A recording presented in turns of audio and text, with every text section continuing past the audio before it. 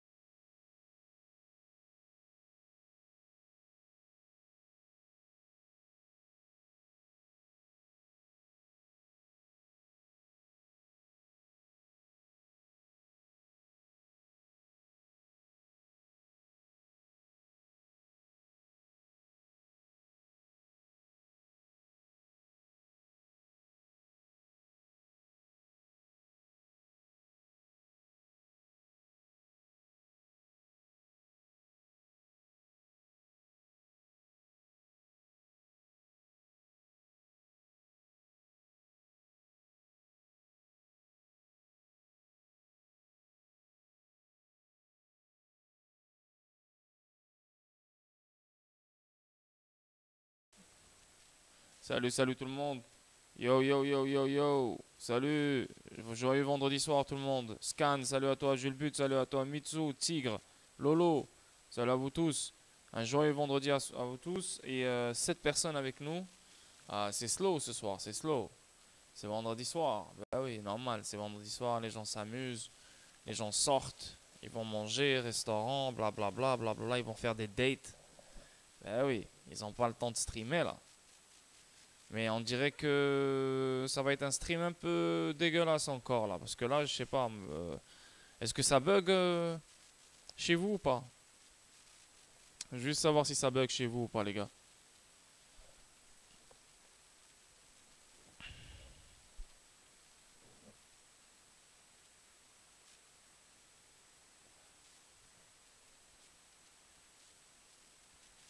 Ok, parfait. Parfait. Vadrouille, salut à toi. Ok, good. On commence live. Donc, les gars, juste pour vous dire, n'oubliez pas d'acheter un Decent Wallet. Je vous le dis, je vous le répète. En plus, vous avez le Black Friday. Donc, vous n'avez même pas besoin de passer par mon lien. Vous allez directement sur leur site web et je pense que c'est moins cher que passer par mon lien. Donc la preuve que je m'en fous que tu passes par mon lien, juste achète un Decent Wallet et protège tes actifs numériques avant que ça soit trop tard, ok? Donc faites-le. Et je pense, c'est combien là? Je pense qu'ils ont baissé les prix là, je pense. Ok, là ça n'a pas rapport avec le Black Friday. Là, ils m'ont emmené à Tezos. Mais le Black Friday, il vient de passer là, attends. Voilà, Black Friday. C'est ça. Emmène-moi à Black Friday, frérot. Moi, je veux voir le Black Friday. Voilà, le Black Friday. Tu vois, 30%, 111 dollars live. Si tu vas acheter deux, c'est à 190 dollars pour deux. Et non, un seul, c'est 111 dollars. Moi, si tu cliques sur mon lien, c'est 129 dollars. Donc là, maintenant, avec le Black Friday, yo, profites-en, là, c'est 111 dollars. Oui, bien sûr, il y a les douanes DHL et tout, là, mais yo, ça, qu'est-ce que tu veux? C'est ni ma faute, ni la faute de Decent, c'est DHL. Et non, mais achète un Decent Wallet le plus tôt possible. Tu vois ce qui se passe avec Genesis, tu vois ce qui se passe avec FTX, tu vois ce qui se passe avec tous les échanges. Bah, que ça commence, BlockFi, etc., etc. Donc les choses vont, je pense que les choses vont s'accentuer, vont devenir de plus en plus dégueulasses. Donc juste, fais le nécessaire, que tu sois nouveau, que tu sois ancien, que tu sois entre les deux. Il faut que tu aies un decent wallet, il faut que tu aies un cold wallet. Tu n'es pas obligé d'acheter un decent wallet, tu peux acheter un ledger, tu peux acheter tout ce que tu veux. Mais sinon, voilà. Moi, je te dis, je te le conseille. Le lien, il se trouve partout sur YouTube. Et tu as juste besoin d'aller sur Google et t'écris Decent Wallet. Maintenant, si tu veux passer par mon lien, bah, le lien, il se trouve juste en dessous du stream sur Twitch. Et aussi, il se trouve sur toutes les vidéos sur YouTube, ok? Dans leur description, bien sûr. Donc voilà, ça a été dit pour le fameux Decent Wallet. Et sinon, encore une fois, comme d'habitude, j'en parle sur chacun de mes streams. Venez dans le Discord, venez intégrer une belle communauté incroyablement folle. Venez avec nous, on est à, je pense, 260 personnes ce mois, en ce moment. Donc c'est incroyable, c'est agréable. On dit plein de choses, on partage de plein de choses. Tu sais, c'est comme. J'en parle à chaque jour que j'ai même plus de mots. Je sais même plus comment décrire cette communauté, man. C'est fini là, comme genre. Bref, si tu as envie de venir, viens. Mais je te le conseille, attends jusqu'au 1er décembre. Ne rentre pas maintenant parce que si tu payes maintenant, bah, tu vas payer deux fois. Maintenant et le 1er décembre. Là, on est quelle date? On est le 18. Donc voilà. Bah, après, si ça ne te dérange pas, bienvenue. Si ça te dérange, bah, attends le 1er décembre. Ok? Donc voilà. Ça a été dit. C'est fait. Ciao, ciao. Bye, bye. Oh, Yoel, merci pour le subscribe. Et aussi, avant d'oublier, tout d'abord, merci Yoel, très gentil de ta part. Merci pour le support, très gentil de ta part. Et pour les gens qui ont Amazon Prime, si vous avez déjà Amazon Prime et vous payez déjà pour Amazon Prime, vous pouvez subscribe à ma chaîne Twitch sans payer un sou. Ok? Donc c'est gratis pour vous, le fait que vous payez déjà Amazon Prime. Donc je le dis, je le répète, si vous avez Amazon Prime, vous pouvez vous inscrire à ma chaîne gratuitement sans que vous payiez un cent. Ok? Maintenant, si vous inscrivez, vous aurez accès au replay, vous aurez accès au chat et bien sûr, vous allez éliminer totalement les publicités. Parce que les publicités sont une catastrophe là sur Twitch. Je vous le dis, c'est des publicités qui durent pendant je ne sais pas combien de temps là, une minute. Et chaque 30 minutes, tu as une publicité là, chaque 20 minutes ou quelque chose comme ça.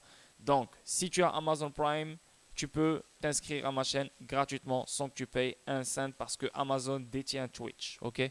Donc voilà. Merci Yoel encore. On est combien de personnes là en ce moment là? How many people? 14 personnes, c'est tout? Ok.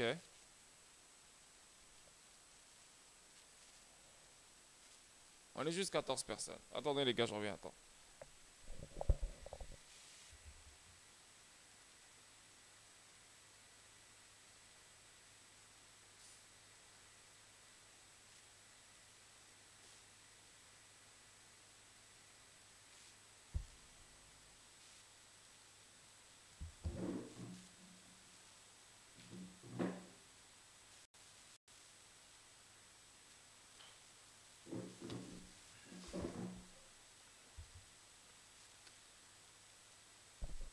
Donc, venez dans la commu, comme pense il dit, venez dans la commu, c'est une commu de malades.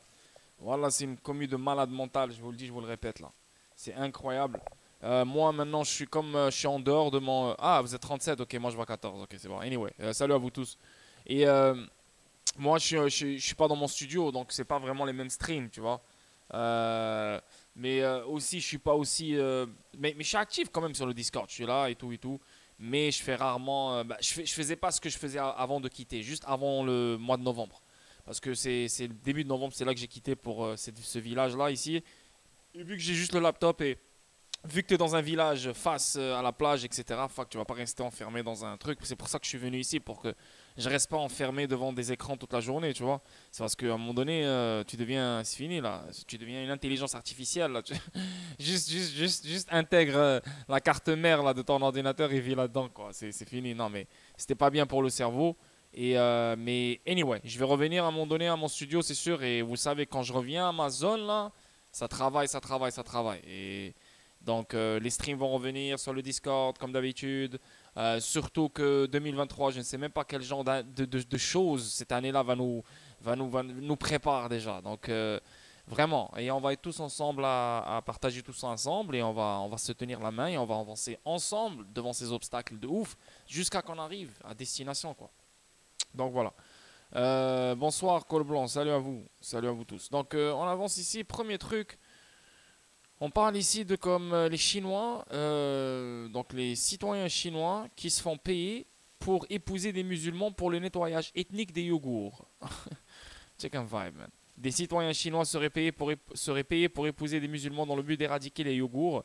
L'ONG Uyghur Human Rights Project, basé à Washington, a publié le rapport mercredi. Les Ouïghours sont un groupe marginalisé vivant dans le partie nord-ouest du pays. Les responsables locaux de Xinjiang sont accusés d'avoir contraint et fait chanter des personnes à des mariages forcés avec des femmes ouïghours. Cela fait partie de la campagne Unité nationale, une seule famille, lancée par le gouvernement chinois. Donc les Chinois ont payé et offert des incitations pour épouser de force des musulmans afin d'éradiquer les Ouïghours. Ah, ils sont obsédés par le yogourt, les Chinois, man. C'est incroyable. On avance. Prochain article. Et là, ça, les gars, c'est pour ça que moi, je vous dis, à partir de 2023, là. Et en plus, 2023, c'est le chiffre 7. You know? Si tu ramasses les 4, je veux dire les 3 chiffres, le 2, 0, 2, 3. Donc le 2 et le 2, ça fait 4.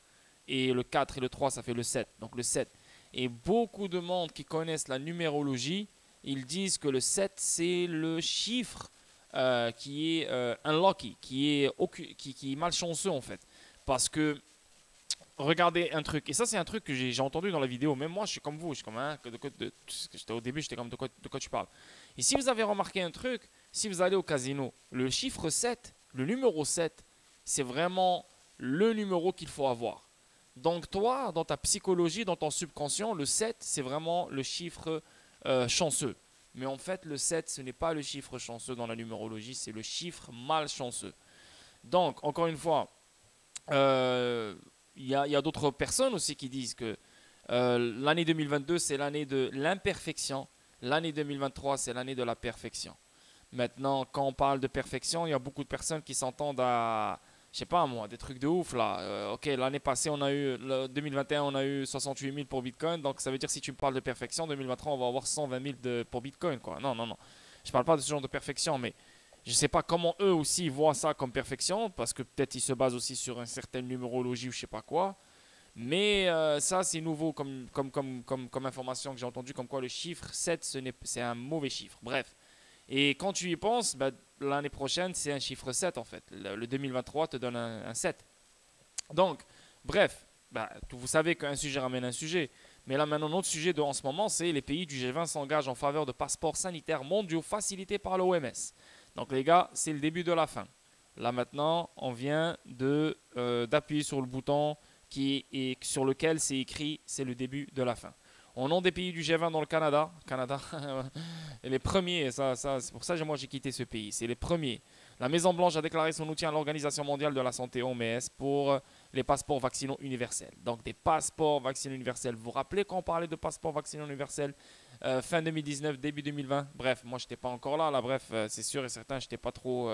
Je faisais que du XRP dans ce temps-là, donc je ne parlais pas de ça. Anyway, donc, mais avant que je parle de XRP, etc., j'étais dans tout ce qui est conspiration et tout et tout. Et ce genre de choses, on les disait. Les vidéos, etc. Quand je voyais ça, j'étais comme yo, ça va venir, ça va venir, ça va venir. Et là maintenant, on parle des passeports vaccinaux universels. Donc si on parle de passeports vaccinaux universels, on va parler d'un revenu universel. On a déjà eu un revenu universel dans le temps vous le savez, en 2020. Donc ils nous donnaient de l'argent pour vivre. C'est la même chose. On aura un revenu universel, un passeport vaccinal universel, une identité universelle. Donc, en ayant tout ça, vous avez un crédit social universel. Donc, en ayant tout ça, on va devenir une seule entité. Il n'y a plus de frontières, il n'y a plus de « Ah, je suis suédois, je suis américain, je suis canadien, je suis marocain. Non, tes lois ne s'appliquent pas sur moi. » Non, non, non, non. On va partout, n'importe où tu vas payer la même taxe. N'importe où tu vas, tu auras la même identité. N'importe où tu vas, tu auras le même passeport vaccinal pour entrer là, pour aller là, pour manger là. Ça va être fou, man. Ça, c'est le début de la fin, là. Avec les CBDCs, les gars, on est en train d'assister à une création d'un monde diabolique devant notre gueule. Et nous, comme des cons, parce qu'on est pauvres, on veut changer notre vie, on accepte de jouer leur jeu pour changer notre vie. Donc les gars, vraiment la vérité là, si tu vois ça sur un autre angle de vue, je vais pas vous mentir, mais c'est comme si, tu sais, c'est comme, j'ai pas envie de dire la phrase fucked up parce que, ouais, c'est comme un gros mot, mais pour de vrai, quand tu vois ce qu'ils sont en train de préparer et nous on est en train d'investir ce qu'ils sont en train de faire, bien sûr on n'a pas le choix. Je suis pas en train d'insulter ce que je suis en train de faire parce que même moi je suis en train de le faire, mais c'est comme si on vend notre âme là en fait. Comme je voulais pas le dire, mais c'est vraiment ça là parce que yo, tout ce qu'on est en train d'étudier, on est en train d'applaudir, ouais, Ripple, ouais, on est en train d'applaudir Cardano, ouais, on est en train d'applaudir IOTEX, ouais, on est en train d'applaudir HBR, on est en train d'applaudir Telcoin, on est en train d'applaudir tout le monde, ouais, yo, c'est la mort, c'est la folie, on va être riche, tanani, nanana. Mais tous ces gens-là participent à cet empire que ces gens-là, bien sûr, essayent de mettre en place depuis un moment, quoi. Donc, et nous, on est là comme des cons, on est en train de dire ouais, ouais, ouais, go, go, go. C'est fou, quand tu y penses là, c'est comme. T'as pas le choix de dire que t'es hypocrite, you know? C'est comme, oui, tu sais ce qu'ils font, mais toi, ouais, ouais, ça te dérange pas. Ouais, XRP, non, XRP, ouais, XRP, XRP. Nous reconnaissons l'importance des normes techniques et des méthodes de vérification partagées dans le cadre du règlement. Et bientôt, il y aura les puces. Donc, les puces vont venir bientôt. Donc, tu auras besoin d'une puce dans ta pomme, sur ta pomme là, de ta main. Tu auras une puce qui aura ton passeport, elle aura ta carte de crédit, ta carte débit, ton identité, tes taxes. Donc, tu viens, tu fais passer la puce et tu auras tous tes trucs qui vont sortir sur un écran. Donc, c'est tout ça va venir là. Comme je vous dis, les films, c'est des messages.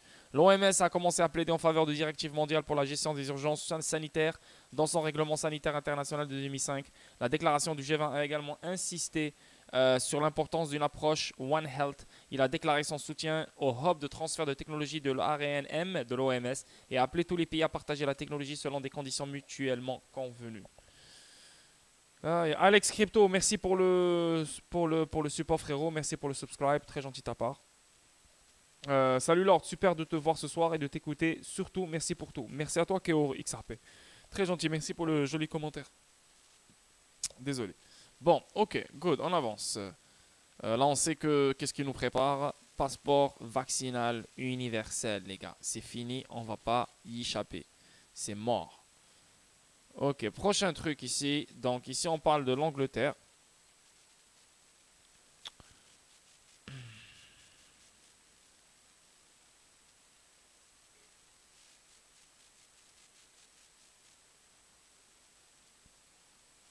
Donc, le Royaume-Uni fait face à la plus forte baisse de son niveau de vie jamais enregistré. Ben oui, j'espère quoi. Ben, bon matin, allô quoi. C'est comme, c'est sûr, avec la tempête de malades la tempête que le Royaume-Uni a reçue, financière, je parle, elle est incroyable. Donc le Royaume-Uni fait face à sa plus forte baisse de niveau de vie jamais enregistrée car la hausse du coût de la vie ronge les salaires des gens. Le prévisionniste du gouvernement a déclaré que les revenus des ménages, une fois la hausse des prix prise en compte, chuteraient de 7% au cours des prochaines années. Il s'attend également à ce que le nombre de personnes au chômage augmente de plus de 500 000. Ouf, 500 000. Cela s'est produit alors que la chancelière a déclaré que le Royaume-Uni était déjà en récession et devrait encore diminuer l'année prochaine. Mais Jeremy Hunt a déclaré que sa déclaration autonome, qui a dévoilé 55 milliards de livres sterling de hausse d'impôts et de réduction de dépenses, conduirait à un ralentissement moins prononcé avec moins d'emplois perdus. Paul Johnson, directeur du groupe de réflexion Institute for Fiscal Studies, a déclaré la flambée des prix mondiaux de l'énergie a fait du Royaume-Uni un pays plus pauvre. Le résultat est une prévision de OBR, Office for Budget Responsibility, selon laquelle les 2 prochaines années verront la plus forte chute dans les revenus des ménages depuis des générations. Eh ouais, ça c'est l'Angleterre. Mais tout arrive pour une raison. Tu vois, l'Angleterre, il est en train de passer par un moment délicat. Pourquoi? Et comme par hasard, c'est l'Angleterre. L'Angleterre, n'oublie jamais que c'est le boss. Le boss de presque tous les pays. Que ce soit l'Australie, que ce soit les États-Unis, que ce soit le Canada, que ce soit plein d'autres pays. Donc, c'est le boss. La Nouvelle-Zélande, c'est le boss, you know. Donc, bien sûr, et chaque fois qu'on parle, on voit sur Twitter, London is ready, London is ready, Londres est prête, Londres est prête. C'est que vous devez savoir que Londres, c'est le noyau, là, pas Londres, mais l'Angleterre, UK, c'est le noyau là, de financier au monde. Donc, on passe par lui en premier. Et n'oubliez pas que la force et le pouvoir et le grand empire, c'était le royaume anglais, quoi. Tu vois ce que je veux dire? Donc, tu avais Britannia, après c'est parti à America, et là maintenant ça va partir où? Israël. C'est pour ça qu'on voit plein de délires là-bas, ce qui se passe, etc., pour bien sûr protéger Israël, parce que bien sûr dans la prophétie, ça sera le prochain pouvoir. You know what I mean? Les prochains États-Unis, le prochain Angleterre. You know? Bref. Mais encore une fois, tout ça pour dire que si L'Angleterre, c'est les premiers, c'est le pouvoir, c'est le king. Et n'oubliez pas que c'est les plus gros shareholders de certains pays comme le Canada, comme les États-Unis. N'oubliez pas que le Canada et les États-Unis, c'est des corporations, c'est des entreprises. Ils ont des actionnaires et les plus grands actionnaires de ces pays-là, de ces entreprises-là, c'est le Royaume anglais, tu vois ce que je veux dire, le Royaume-Uni. Donc, tout ça pour dire que le fait que c'est les boss, on passe par eux en premier. Donc, le chaos les frappe en premier. Eux, ils commencent à se mettre en place. Il y a déjà les régulations pour plein de choses. XRP, nanana, nanana. Donc, il y a déjà Ripple qui a déjà aidé la Banque centrale d'Angleterre à améliorer son système RTGS dans le temps en 2017. La Banque centrale d'Angleterre aussi, elle a fait un POC, Proof of Concept avec Ripple, blablabla. Bla, bla, bla. Bref, plein de choses après. You know? Donc, moi, je pense que les plus grands, les premiers, les boss, tombent en premier, passent par une tempête radicale en premier, pour que le changement se fait par eux en premier. Et après, ça frappe le reste. C'est ce que moi je pense. Donc, le Qatar va interdire la bière dans les stades de la Coupe du Monde dans un revirement spectaculaire 2 jours avant le début du tournoi. Donc, le Qatar qui interdit la bière. Ben, je ne sais même pas pourquoi. Regarde, moi je suis musulman, ça ne me dérange pas, etc. Bref, il fait ce qu'il veut. Mais pourquoi interdire la bière? Pourquoi accueillir la Coupe du Monde si tu veux commencer à faire tes... genre non, non, moi je suis ça, moi j'ai des règles, moi j'ai ci, j'ai ça. Bref, si tu as des règles, si tu as des coutumes, si tu as des choses et je respecte ça, il n'y a aucun problème, n'accueille pas un événement aussi mondial comme la Coupe du Monde. N'accueille pas ce genre d'événement parce que ce genre d'événement, les gens ils boivent, les gens s'amusent, les gens ils fêtent. C'est la Coupe du Monde, du football. C'est quelque chose de gros. C'est le plus grand événement qui existe sur cette terre. Donc toi, tu l'accueilles, tu ramènes les gens chez toi. En plus, on le fait le mois de novembre parce que chez eux, il fait chaud pendant l'été. Et tu es là, tu commences à sortir des choses. Non, pas de bière, on va interdire la bière, on va interdire ça, on va interdire ça. Arrêtez les là. Et n'oubliez pas un truc là aussi, même moi je viens de le savoir, c'est que le Maroc, tu vois, la nation qui va protéger le Qatar pendant la Coupe du Monde, c'est le Maroc. Je vous jure, c'est la vie de ma mère. Moi, j'étais comme étonné là. Il a envoyé tous ses policiers et tout là. Donc, ceux qui sont en train de gérer la sécurité de la Coupe du Monde au Qatar, c'est les Marocains, des policiers marocains, des militaires marocains. Incroyable. Bref, on avance. Ici, est-ce que vous m'entendez encore, les gars, s'il vous plaît? Est-ce que vous m'entendez toujours bien? Ouais, je pense que vous m'entendez toujours bien. Sinon, genre, vous auriez dit quelque chose. Donc ici, on voit l'administration Biden déclare que Mohamed Ben Salman devrait bénéficier de l'immunité souveraine dans l'affaire civile de Khashoggi. Vous vous rappelez de cette affaire-là? Le gars qui est mort dans le consulat ou je sais pas quoi, dans un restaurant ou je sais pas quoi, il est mort, c'était un Turc ou je sais pas quoi. Bref, non, même pas un Turc, c'était un Saoudien. Bref, voilà, ils sont partis, boum, ils l'ont tué. Et là, voilà, tout le monde savait que c'était lui. Bref, c'était clair et net que c'était lui là. Et, euh, et, et voilà, donc là maintenant on voit Biden qui vient comme s'il essaie de lécher les couilles de Mohamed Ben Salman. Genre il lui dit ouais, tu sais quoi, il dit au monde yo, il devrait avoir l'immunité souveraine là, il faut le laisser tranquille, you know what? Donc tout ça pour qu'il lâche le pétrole, il lâche. Et non, hey, vas-y, hook up moi. T'as vu comment je suis gentil avec toi? T'as vu comment je dis au monde que tu mérites l'immunité souveraine, que personne ne devrait te toucher? Donc vas-y là, vas-y. Donc lâche-moi un peu de pétrole là, tu vois? Parce que la réserve stratégique du pétrole est en train de baisser, n'oubliez pas ça.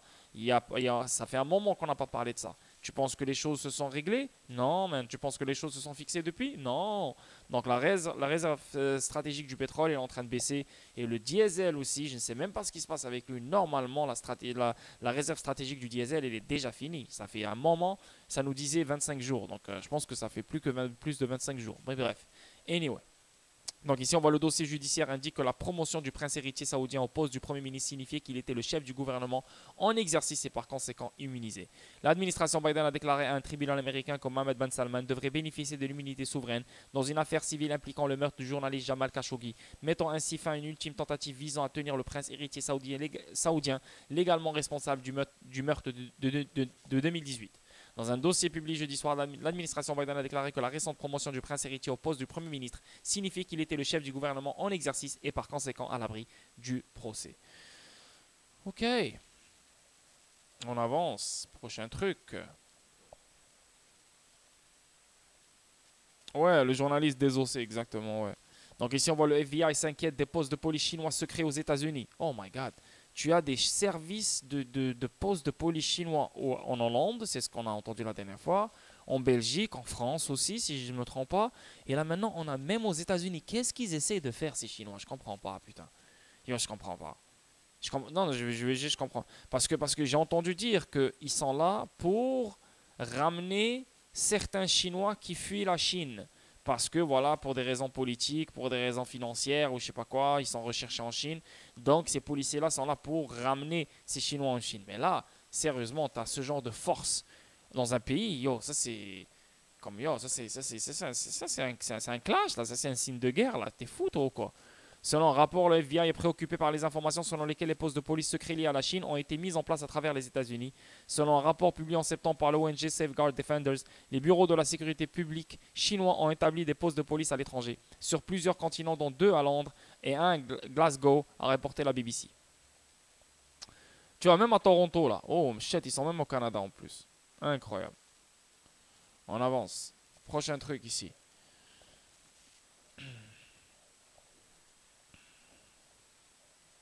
Allez, come on, come on.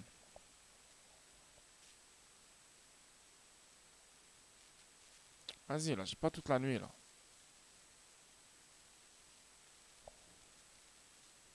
Ah, là, ça commence à bugger. Ah, ok, non, non, c'est parfait. Donc ici, on parle de le Pakistan. Maintenant, on voit les États-Unis ne peuvent pas nous arrêter. Le Pakistan met en garde Washington et déclare vouloir du pétrole de la Russie sur le modèle de l'Inde. Donc on voit le Pakistan qui se chauffe contre les États-Unis ici. Donc le ministère pakistanais a retiré que le ministre tentera d'acheter du pétrole à la Russie à des conditions similaires à celles de l'Inde. Donc les Pakistanais veulent faire la même chose que l'Inde. N'oubliez pas que les Pakistanais sont en bataille avec l'Inde. C'est juste des choses qu'on ne voit pas sur la télé, mais entre eux, là, la frontière, là, ah, c'est une catastrophe, là, tu vois.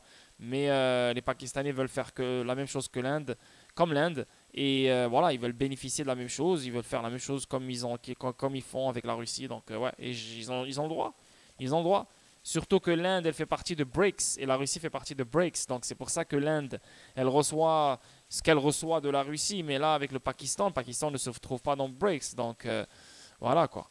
Et le Pakistan, c'est un pays stratégique pour les États-Unis, tu vois. Donc il doit rester sous le contrôle des États-Unis. Donc là-bas, la CIA, elle joue un rôle incroyable. Et je vous le dis, je vous le répète, là, un rôle incroyable là-bas.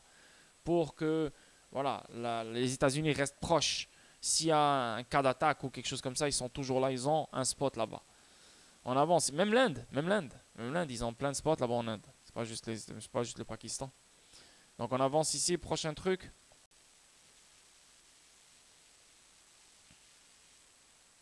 Come on. Ah, tu vois, il me fait perdre du temps comme ça pour rien. Les ventes de maisons existantes aux États-Unis s'effondrent à leur rythme le plus rapide depuis Lehman. Le premier aperçu du marché immobilier d'octobre, après le marasme de septembre, n'est pas beau, car les ventes de maisons existantes aux États-Unis en octobre se sont effondrées de 5,9% en glissement mensuel, légèrement mieux que les 6,6% attendus. Il s'agit de la 9e baisse mensuelle consécutive des ventes. Cette baisse mensuelle a poussé la baisse d'une année à l'autre des ventes de maisons existantes à moins 28%, son pire niveau depuis 2008. Donc là maintenant, on est presque au même niveau que 2008 là.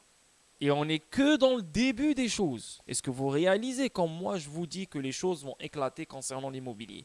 Que tu sois en Espagne, que tu sois en Portugal, que tu sois en France, que tu sois n'importe où tu veux.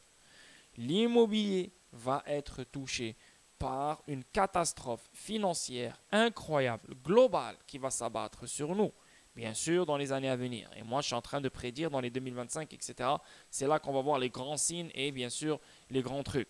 Pour l'instant, on n'a rien vu et on est déjà au niveau de 2008.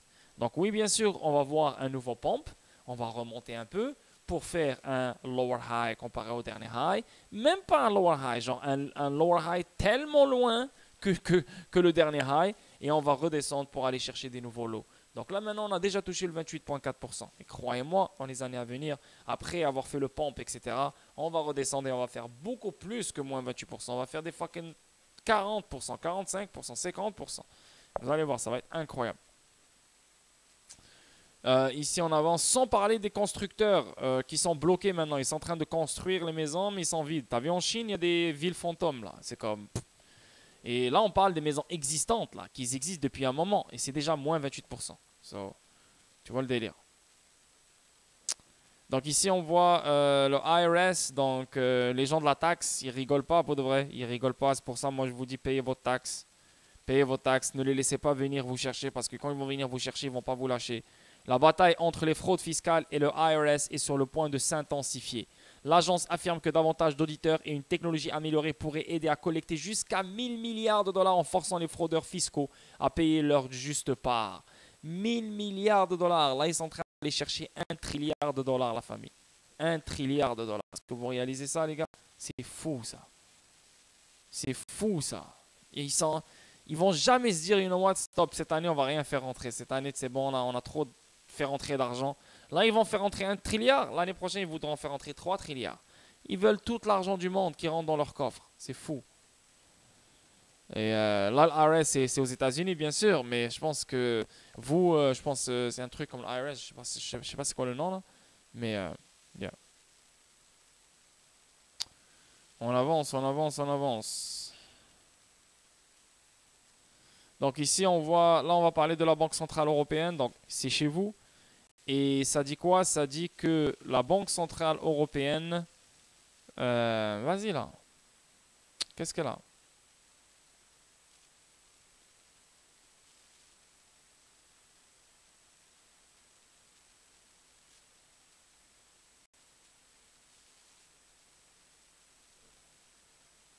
Ah, ça a bugué, là. Putain.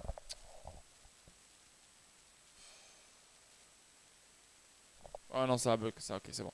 La BCE ne devrait pas retenir ses hausses en raison des craintes de récession, déclare Nagel. Il y a eu des étapes importantes sur la voie de la normalisation des politiques. La chef de la Bundesbank veut que QT démarre au début de l'année prochaine. Donc on parle de quantitative tightening. Donc eux, ils veulent que la Banque Centrale Européenne commence... Tightening, c'est ça. Commence le resserrement l'année prochaine. Mais la BCE, elle est déjà en mode resserrement. Je ne comprends pas le délire ici. La Banque Centrale Européenne doit continuer à prendre des mesures décisives sur les taux d'intérêt. Selon le président de la Bundesbank, Joachim Nagel, il serait erroné de retarder de nouvelles mesures décisives par crainte d'un ralentissement. Ok. A déclaré vendredi le banquier central allemand à Francfort, avec 200 points de base de hausse lors des mois derniers, lors des trois dernières réunions. Blablabla, bla bla. Donc je ne peux pas lire malheureusement, je dois être abonné à ce truc. Mais là, on parle de QT. Donc, ils veulent démarrer le QT au début de l'année prochaine. Donc, un resserrement économique. C'est exactement ça. Le QE, c'est l'assouplissement. Le QT, c'est le resserrement. Donc, l'Union européenne, elle veut rentrer en resserrement. OK.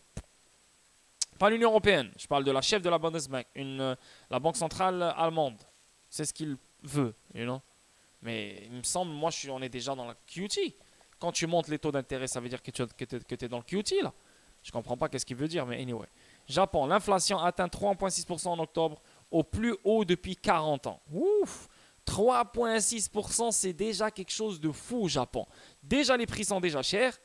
Alors, imagine un 3,6%, oh my god, c'est catastrophe. Alors, imagine, ils arrivent à 8%, 10%, ces gens-là, c'est fini. Il n'y a plus personne qui sort dans les rues, là. Tout le monde va faire Ramadan. Tu peux plus, là, c'est mort, là. Mais eux, ils augmentent les prix en même temps, tu vois, ils augmentent les salaires en même temps, ça. La hausse des prix à la consommation au Japon a atteint un niveau record depuis 1982 sur le fond de chute du yen face au dollar qui renchérit le coût des importations et de flambée des prix de l'énergie. Donc 3,6% en octobre, elle a augmenté ici. Et en septembre, c'était 3%. Yeah, Japon, ça reste cher comme pays. Très, très, très, très, très, très, très cher, là, la famille. Ça rigole pas au Japon. Come on, allez, allez, allez, allez. Yo, la team Chevreuil XRP, salut à toi. Et un grand salut à ta fille Widad. Salut, salut. La super fan. Julien Poyeux, salut. Faïs, salut. Jimboy, salut. Vas-y, man, qu'est-ce que t'as là? T'as bloqué, toi. Ok. Donc ici, on voit l'inflation. Les banques accélèrent le remboursement de prêts bon marché à la BCE. Donc ici, on voit les banques en zone euro vont rembourser par anticipation 296 milliards d'euros de prêts bon marché accordés par la Banque Centrale Européenne, qui en a récemment durci les conditions dans le cadre de sa lutte contre l'inflation, a annoncé vendredi l'Institut monétaire. Ce chiffre montre une nette progression par rapport aux derniers remboursements effectués par les banques lors des précédentes échéances. Cette accélération est liée au durcissement décidé par l'institution de Francfort lors de sa dernière réunion de politique monétaire en décembre.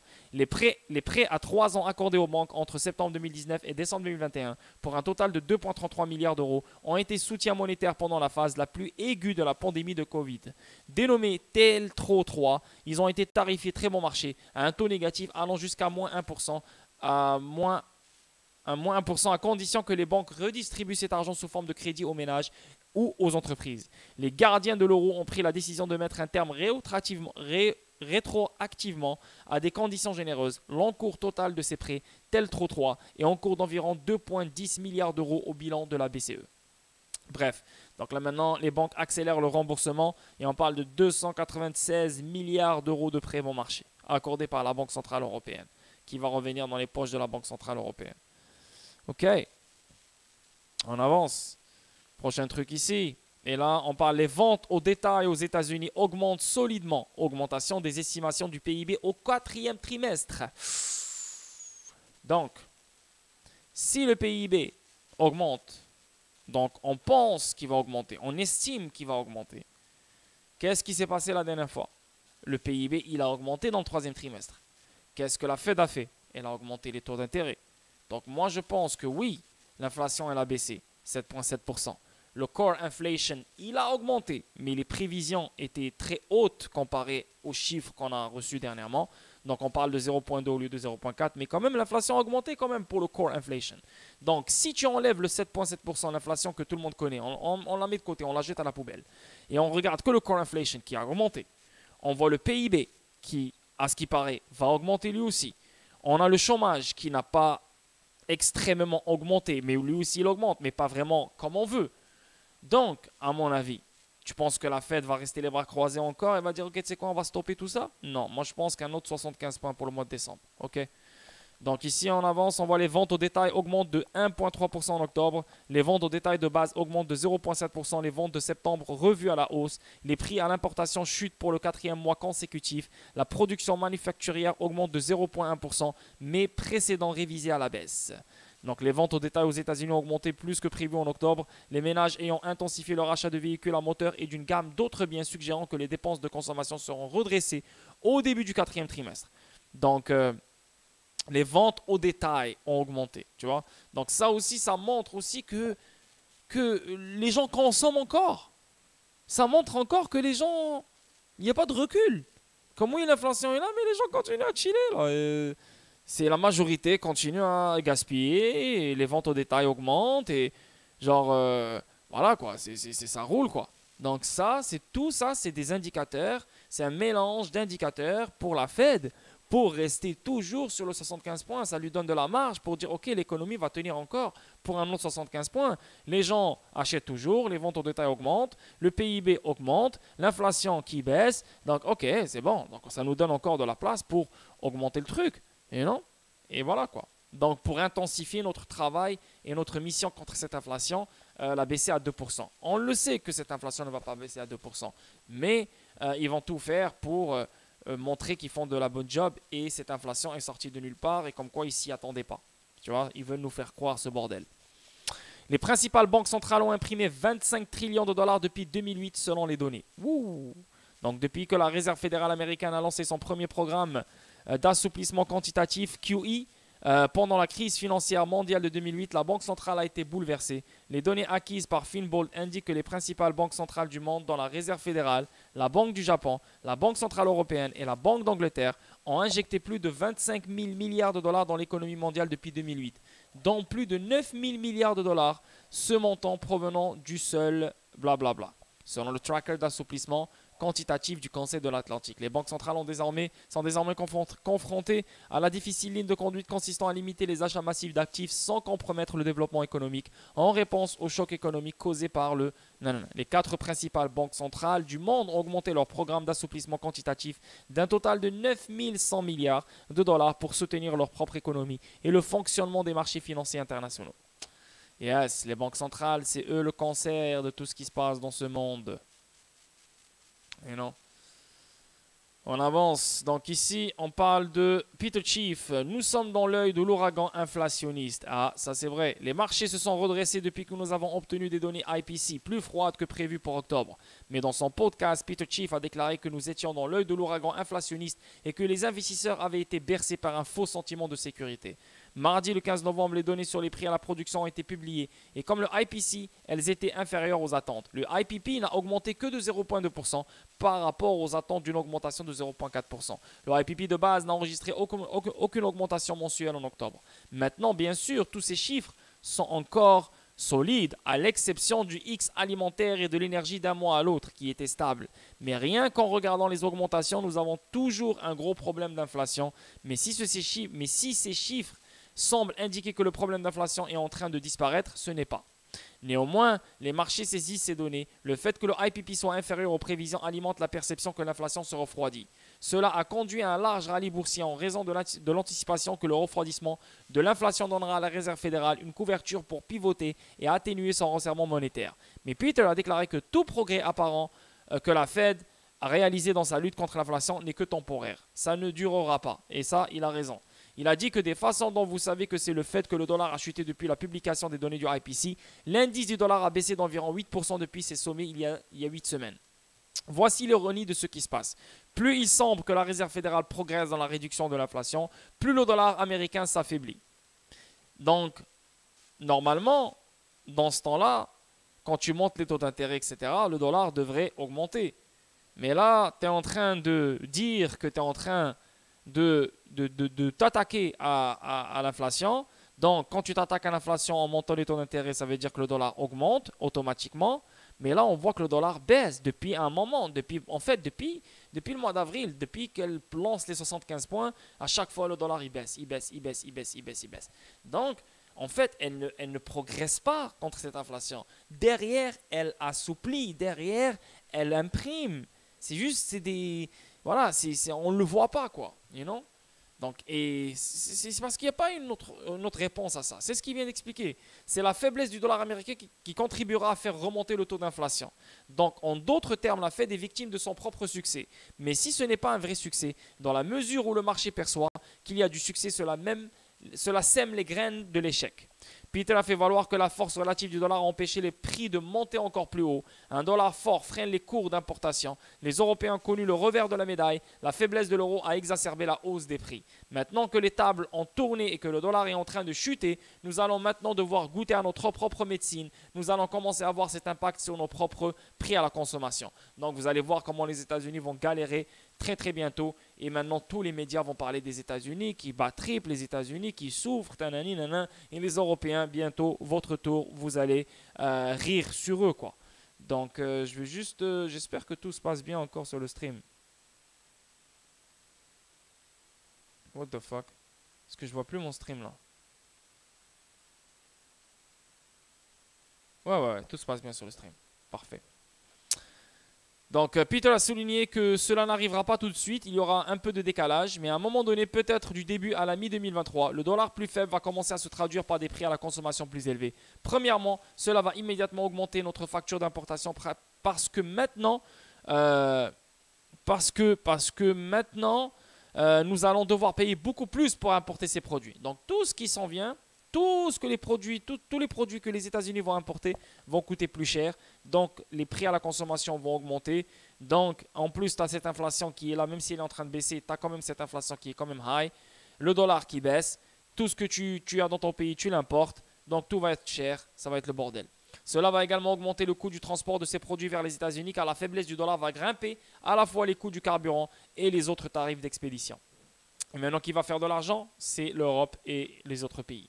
Cela aura également un impact sur le PIB. Gardez à l'esprit que la seule raison pour laquelle nous avons une croissance du PIB au troisième trimestre était due à la réduction du déficit commercial. Une fois que le dollar commence vraiment à chuter, ce processus s'inverse lorsqu'il s'agit d'importations moins chères. Nous allons devoir payer par le nez pour ces importations et cela va soustraire du PIB. Mais cela va également exercer une pression à la baisse sur l'économie en raison de la pression à la hausse sur les prix à la consommation. Peter a évoqué la montée en flèche de l'endettement des ménages grâce à l'augmentation rapide des coûts hypothécaires et l'utilisation des cartes de crédit. La dette totale des ménages a augmenté au rythme le plus rapide en 15 ans. Au cours du troisième trimestre, Peter a déclaré que c'était un signe que la Fed ne gagnait pas la guerre contre l'inflation. Vous ne pouvez pas lutter contre l'inflation si le consommateur continue de s'endetter pour acheter des choses, parce que cela signifie que les prix vont continuer à augmenter, parce que la demande est toujours là. Tu vois, donc la demande est toujours là, on vient de le lire là maintenant. Les gens continuent à acheter. Les ventes au détail ont augmenté. Les consommateurs ne font que compenser leur perte de revenus réels en s'endettant. Ils ne réduisent pas leurs dépenses, ils empruntent pour pouvoir continuer à dépenser. C'est ce que les gens font. Ils empruntent, ils empruntent, ils empruntent, ils empruntent pour continuer leur lifestyle. La Fed doit augmenter suffisamment les taux d'intérêt pour que les gens arrêtent d'emprunter, de dépenser et épargnent à la place. C'est pour ça que moi je pense qu'un autre 75 points va venir pour le mois de décembre. On avance. Attends, juste parce que là je suis pas à l'aise. Parce que j'ai un seul écran. Oh ouais, ça roule bien. Boukadir, merci pour l'abonnement, frérot. Très gentil de ta part. Merci, merci, merci, merci, merci.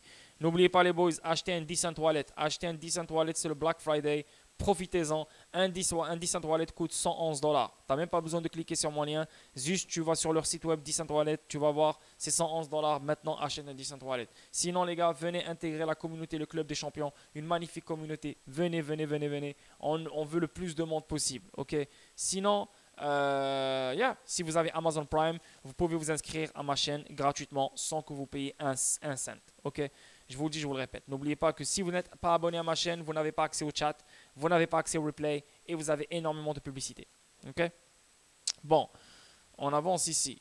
Ici, on parle de la dette des ménages enregistre la plus forte augmentation depuis 2007 au troisième trimestre. Donc, avec la baisse des salaires réels et l'inflation galopante, les Américains s'endettent pour joindre les deux bouts.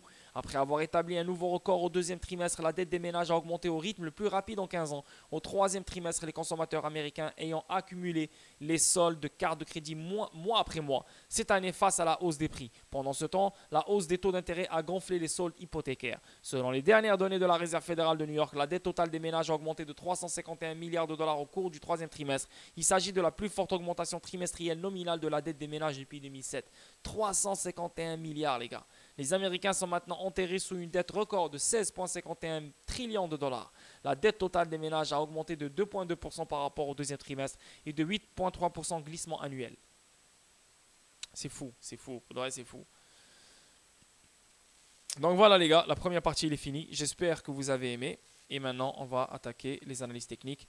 Donc XRP 38,32, une hausse de 0,19%, toujours en dollars américains. Le market cap 19 milliards, une hausse de 0,32%.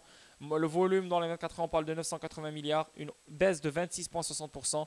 Le circulating supply, on parle de 50 milliards, 300 millions de XRP en circulation. Donc, il y a plus de XRP qui sont ajoutés en circulation. La crypto, 21 790. Le market cap, on parle de 831 milliards. Et la BTC Dominance, on parle de 38,4%. OK? Donc, Fear and Greed Index, on est rendu où? La boot, merci pour l'abonnement frérot, merci pour l'abonnement Amazon Prime. N'oubliez pas, si vous avez Amazon Prime, vous pouvez vous inscrire sans que vous payiez un cent. Vous pouvez vous inscrire à ma chaîne sans que vous payiez un cent. Merci encore, merci la boule, le boot, pas le boule, le boot. Donc Fear and Greed Index, toujours 23, toujours dans la catégorie Fear. Donc les gens vont me dire, ouais mais Lord, tu nous avais dit que les choses allaient damper pour Swell. Je vous ai dit que les choses allaient commencer à damper à partir de Swell. Et ces choses-là se sont concrétisées. Encore une fois, combien de prédictions je dois faire? On dirait que je travaille avec le World Economic Forum. On dirait que je travaille avec eux. On dirait que je suis un Illuminati. Je suis la vie de ma mère. Des fois, tu dis, non, rien de tout ça, les gars. C'est juste que c'est des analyses, c'est un mélange de fondamentaux. Il faut suivre les choses à la lettre. Si tu faisais exactement ce que je fais comme travail, tu vas voir, ça va être facile pour toi aussi. Maintenant, je n'ai pas raison à chaque fois. Sinon, je n'aurais pas été là. J'aurais été déjà milliardaire, whatever, à la place de Warren Buffett. Mais quand même, je vous ai dit, à partir de Swell, pour moi, c'est l'indicateur où les choses vont commencer à damper. Et c'est vrai, le moment où Swell est venu, les choses ont dampé. OK? Maintenant, oui, on a un petit rallye. Oui, on a un petit pump en ce moment depuis hier. Depuis hier, les choses sont en train de pomper, etc. Parce qu'on a quoi? On a touché XRP, on a touché le 36,12. Maintenant, on est quoi? On est monté jusqu'à 38,79 encore une autre fois, une deuxième fois. Maintenant, on est quoi? On est autour encore du 39,20, 38,20. Donc, il n'y a rien qui a changé, rien. Même si le fait que ça pompe un peu, rien. Moi, je pense qu'il y a un dump qui s'en vient et le prochain dump va être sale encore et encore et encore. Je pense que ce dump-là, peut-être, il va être accompagné par une nouvelle salle qui va accentuer le dump. Est-ce que ça va être un dump vite comme l'autre fois, comme on a connu? Je pense pas. Peut-être. I don't know. Aucune idée. Mais je pense qu'il y a un autre dump qui va venir parce que la même structure que je vous parle, maintenant, ça va être la troisième fois que je vous montre cette structure. La dernière fois que je vous ai montré cette structure, on a eu le dump et l'événement qui a accompagné ce dump, c'était FTX Binance. L'autre fois, quand je vous ai montré cette structure, c'était entre 2021 et 2022. Et qu'est-ce qui a accentué le dump? C'était la guerre Russie-Ukraine. You know? Donc maintenant, cette structure encore, elle est en train de se développer. Je pense qu'elle va prendre un peu plus de temps d'ici la semaine prochaine, à mon avis, parce que là, on est sur 1 heure, 4 heures, 15 minutes, etc. Donc d'ici la semaine prochaine, je ne sais pas quel jour dans la semaine prochaine, mais je pense que cette structure ressemble exactement à cette structure. Je vais vous la montrer maintenant. Les gens qui suivent mes vidéos, qui suivent mes streams et qui regardent mes trucs à la lettre, ils savent de quoi je parle. C'est exactement la même structure ici. Same shit. Elle est là. Elle. Même chose. Non? On a Golden Zone, Golden Zone. Là, cette fois-là, il a monté, il a fait comme une feinte. Genre, il a fait une feinte ici, comme quoi, non, je vais aller plus loin. Mais en fait, il a fait un lower high comparé à ce high. Et là, Golden Zone, rejet Golden Zone, rejet Golden Zone, rejet Golden Zone, rejet Golden Zone. Et tu vois? Et cette structure, j'arrêtais pas de vous le dire depuis septembre, j'arrêtais pas de parler de cette structure. Et je pense que tout le monde a suivi et tout le monde m'a donné raison. Et là maintenant, vous avez vu le résultat. Maintenant, si on rentre dans les petites time frames et on parle de 1 heure, 15 minutes, etc., je vois exactement la même chose. Maintenant, est-ce que ça va donner le même résultat? Je ne pense pas, peut-être pas, non, parce que c'est quand même, c'est pas, c'est parce que c'est dans des petits time frames. Donc c'est des petits c'est dans des petits time frames. Comment on parle c'est time frame. Je pense que vous avez compris c'est quoi time frame. Bref, donc qu'est-ce qu'on voit ici encore une fois? On voit ça monte jusqu'au 0.78 exactement comme l'autre. You know? Et là, rejet sur la golden zone, rejet sur la golden zone, rejet sur la golden zone, rejet sur la golden zone. Donc je m'attends à un dump qui va nous ramener encore vers les 37 sous, le 36 sous, quelque chose comme ça, 36,60 et remonter encore pour former la troisième structure, après redomper après. Donc c'est ce que je vous ai dit plein de fois sur mes trades. Tu as la première structure, tu as la deuxième structure, et maintenant tu auras la troisième structure qui va se former très bientôt. Bien sûr, il faut laisser les choses se développer. Troisième structure. Donc là maintenant, ça va domper, et là tu auras la troisième structure qui va se former, et là après, boum. You know? Donc c'est ce que je vois. Donc encore une autre prédiction que je vous donne en plein live. Je pourrais me tromper, mais quand je repère un truc et je suis sûr de ce truc, c'est rare que je me trompe. Mais après, si je me trompe, je m'en bats les couilles, je m'en fous. Mais juste, je partage ça avec vous, ok?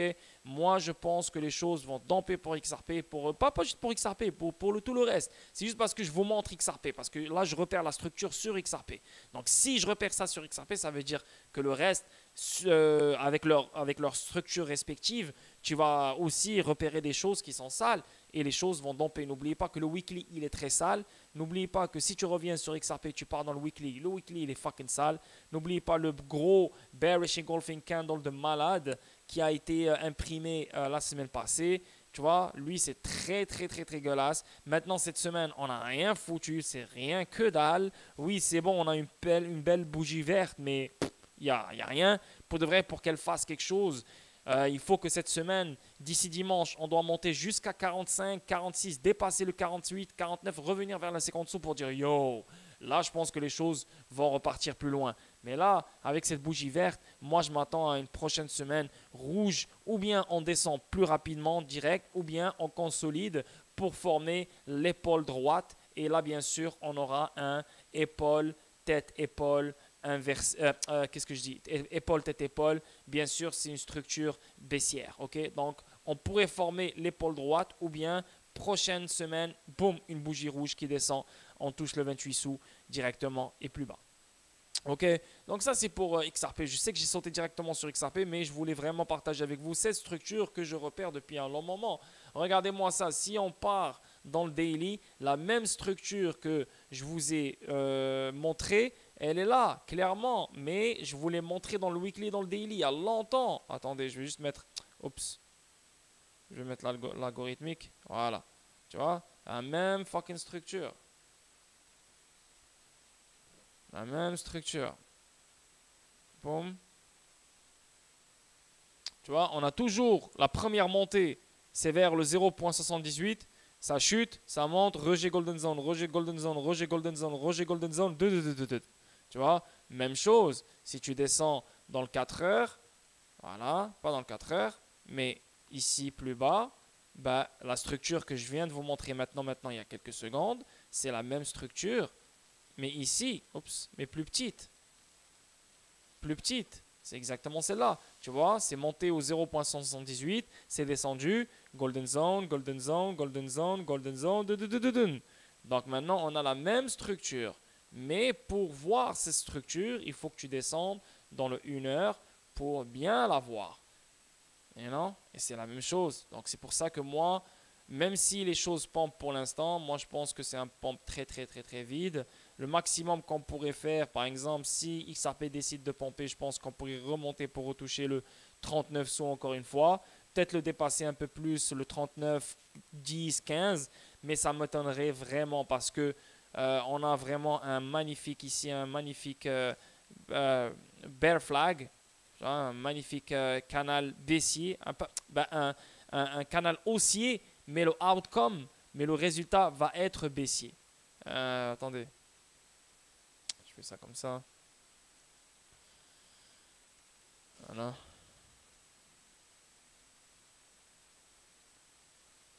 Tu vois, donc ça, clair et net. Et non. Donc il a break le canal haussier.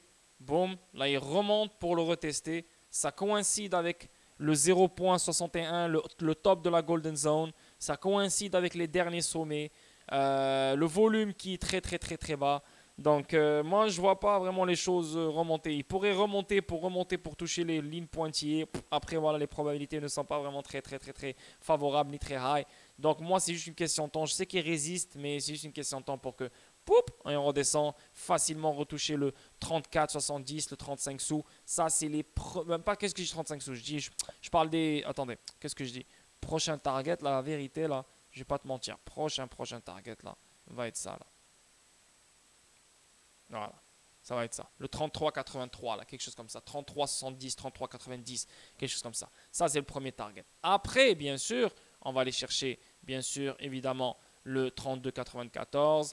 Et après, bien sûr, on va aller chercher, si tu veux, le 31,09. Et après, bien sûr, pas avant le 31,09, on peut aller chercher le 32,08. Donc tout ça, ça va être les prochains targets, bien sûr, n'importe lesquels. Bien sûr, il y aura beaucoup de mouvements ici. Ou bien on transperce tout ça, boum, rapidement, et après on remonte rapidement. Ou bien on descend, on remonte, on pompe un temps pour résistance, on remonte, résistance, pompe, support, blablabla. On casse, on remonte, après on redompe, tu vois. Donc on va voir comment le comportement va se faire. So voilà. Ça c'est pour XRP. Juste une question de temps.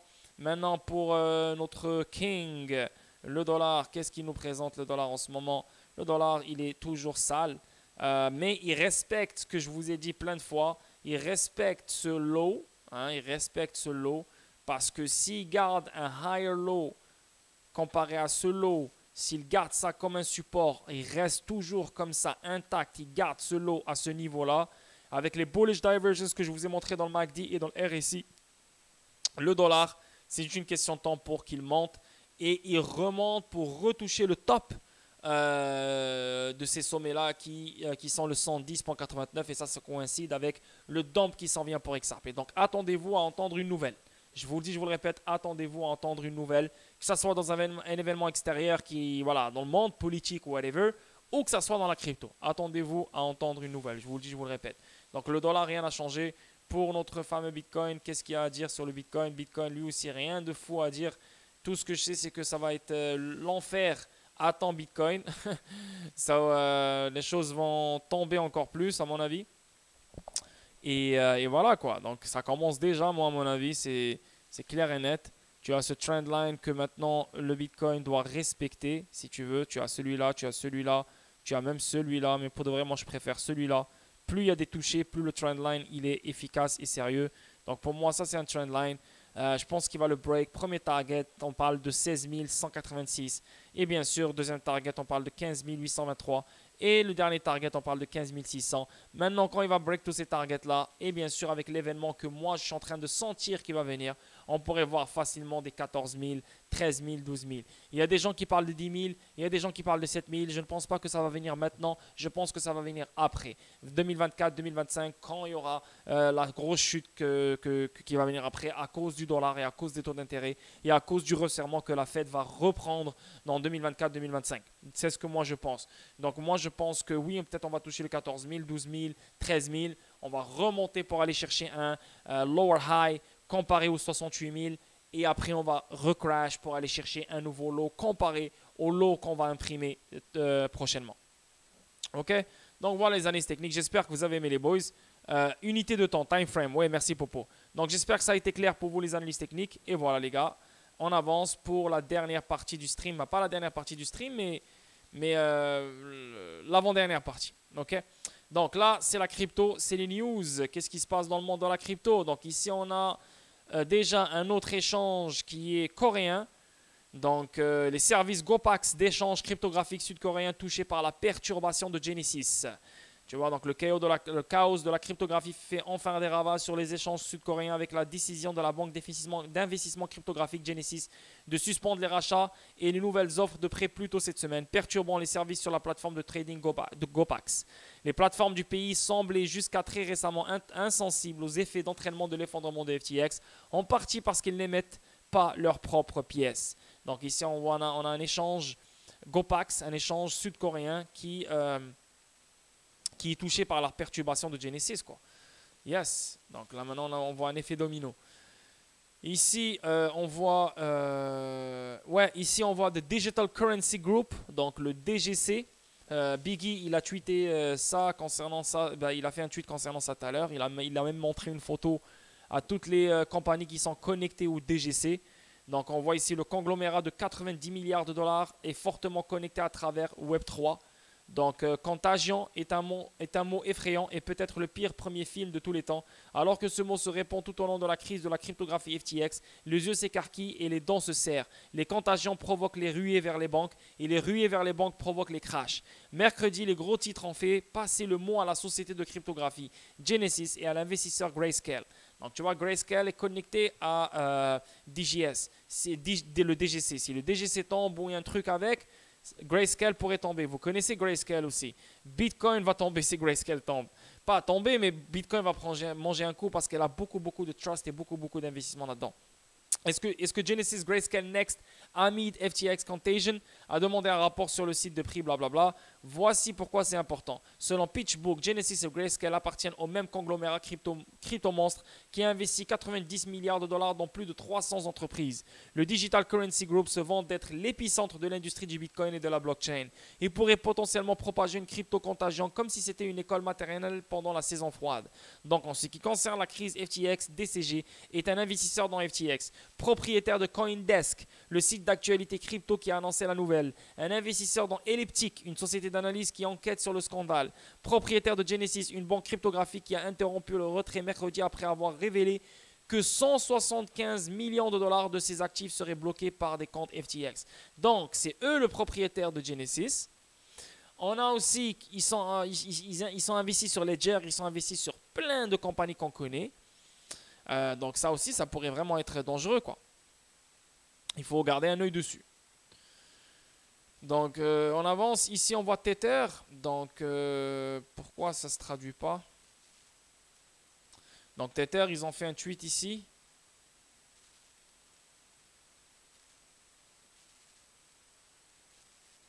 Et ils ont dit dans quelques minutes, Tether se coordonnera avec un tierce pour effectuer un échange de chaînes convertissant de Solana en Ethereum ERC20 pour 1 milliard USDT. L'offre totale Tether ne changera pas au cours de ce processus. En savoir plus sur les échanges de chaînes. Bref, ça par rapport. Mais aussi, je voulais ajouter un truc sur Tether.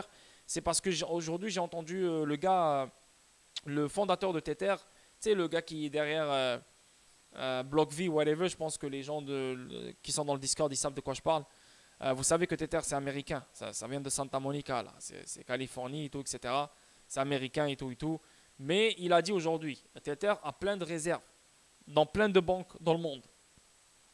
Et c'est pour ça que, oui, c'est les Américains qui l'ont créé, mais c'est plus eux qui ont le contrôle, en fait, sur le stablecoin. Parce que plein de banques se basent sur Tether et plein d'échanges mondiaux se basent sur Tether.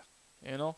Maintenant, ils ont parlé de ouais, mais Tether, il pourrait tomber, blablabla. Les stablecoins algorithmiques sont meilleurs, blablabla. Il a dit les algorithmiques, c'est comme Terra Luna, tanana, sont pas bons et tout et tout. Tether, il est 100% backé et tout et tout. Et là, moi, je me pose la question, je me dis, je l'avais déjà dit à mon équipe là, sur le Club des Champions. Tether, encore une fois, c'est qui l'a créé? Les Américains.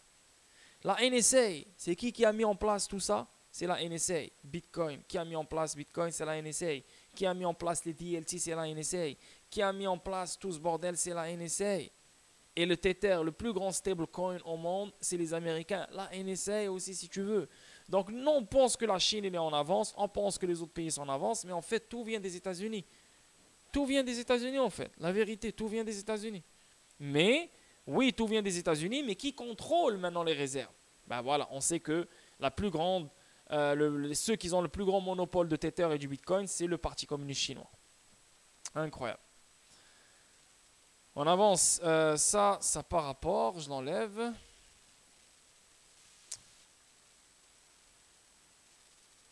Ici, donc ici, ça parle de Solana. On vient de parler de Tether, il vient de le dire, il vient de l'annoncer, c'est ça, c'est ce que je viens de lire là en ce moment. Comme quoi Tether, il a parlé de Solana. Solana perd 1 milliard de dollars en USDT au profit d'Ethereum lors d'un échange de chaîne Tether. L'annonce de l'échange de chaîne intervient alors que Solana fait face à des difficultés. Donc, l'émetteur de stablecoin Tether a annoncé aujourd'hui un échange de chaîne de 1 milliard de dollars pour convertir l'USDT qu'il avait sur la blockchain Solana en blockchain Ethereum. L'annonce intervient alors que Solana, qui se classait il y a quelques semaines à peine parmi les 5 plus grandes crypto-monnaies par capitalisation boursière, fait face à des difficultés suite à l'effondrement de l'échange de crypto FTX. Solana se classe désormais 16e en termes de capitalisation boursière et a baissé de 25,4% au cours des 7 derniers jours. Il se négocie actuellement à 13,33 dollars, en baisse de 95% par rapport à son sommet historique de 256 dollars. Donc, c'est chaud pour Solana. On avance. Prochain truc. Toujours FTX. Donc ici, on voit, voici comment la CFTC pourrait empêcher le prochain FTX. Donc, FTX a déclaré faillite ce mois-ci avec 900 millions de dollars d'actifs contre 9 milliards de dollars de passifs. Waouh! Ce fondateur et ancien PDG Sam est interrogé par la police aux Bahamas et de nombreux clients sont incapables de retirer leurs dépôts. Ces avoirs en SRM de Serum, un jeton développé par Bachman, sont passés d'une valeur de plus de 2 milliards de dollars à environ 100 millions de dollars. Les choses ont empiré au cours du week-end après que FTX a apparemment été piraté, entraînant la perte de plusieurs centaines de millions supplémentaires. Certains commentateurs l'appellent déjà le moment Lehman de la crypto-monnaie, faisant référence à l'effondrement de Lehman Brothers en 2008, qui a signalé que nous étions dans une crise financière. À la suite de cet effondrement épique, le Congrès devrait sortir la tête du sable et adopter la Digital Commodity Consumer Protection Act, désignant la Commodities Future Trading Commission, la CFTC, pour réglementer l'industrie de la cryptographie. Ben oui, l'agence qui réglemente le commerce des matières premières et des produits dérivés a déjà assumé un rôle dans la réglementation de la cryptographie, partageant les tâches avec la Securities and Exchange Commission ou la SEC. Enlève-moi la SEC, c'est fini là. 2 ans là, ils n'ont rien foutu. Les deux agences sont sur un terrain fragile car aucune législation ne désigne une agence d'exécution ou ne définit ni la cryptographie est un titre ou un dérivé. Tous deux ont lancé des enquêtes sur la gestion des comptes clients par FTX. Les deux agences sont sur un terrain fragile car tous deux ont lancé une enquête sur la gestion des comptes clients par FTX. Les deux agences sont... Oh, ça on vient de le lire là. On vient de le lire. Mais c'est chaud là. Donc c'est la CFTC. La CFTC avec la SEC qui collaborent ensemble, mais la loi américaine, genre, il n'y a pas une législation qui dit que toi tu fais ci, toi tu fais ça. C'est comme... Voilà, ils travaillent les deux sur le même terrain, quoi. Même si on a un autre qui est en plus handicapé que l'autre, mais voilà, tu fais avec, tu fais avec, quoi. Hein?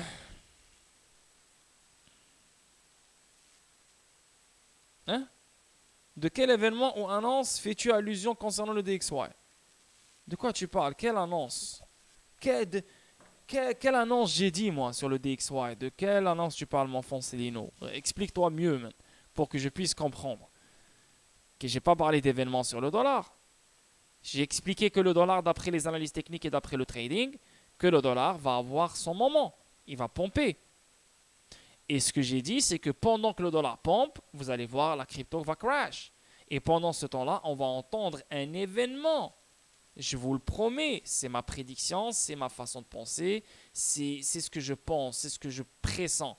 Comme quoi, je pense qu'il y aura un événement qui va accompagner, bien sûr, cette hausse du dollar et cette chute de la crypto.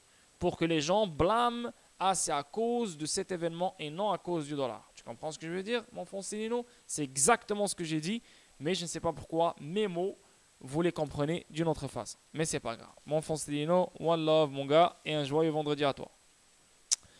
Et j'espère que tu as compris cette fois, parce que si tu n'as pas compris cette fois, je ne sais pas quoi te dire.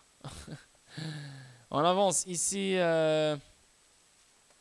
Donc ici, on parle de FTX encore une fois.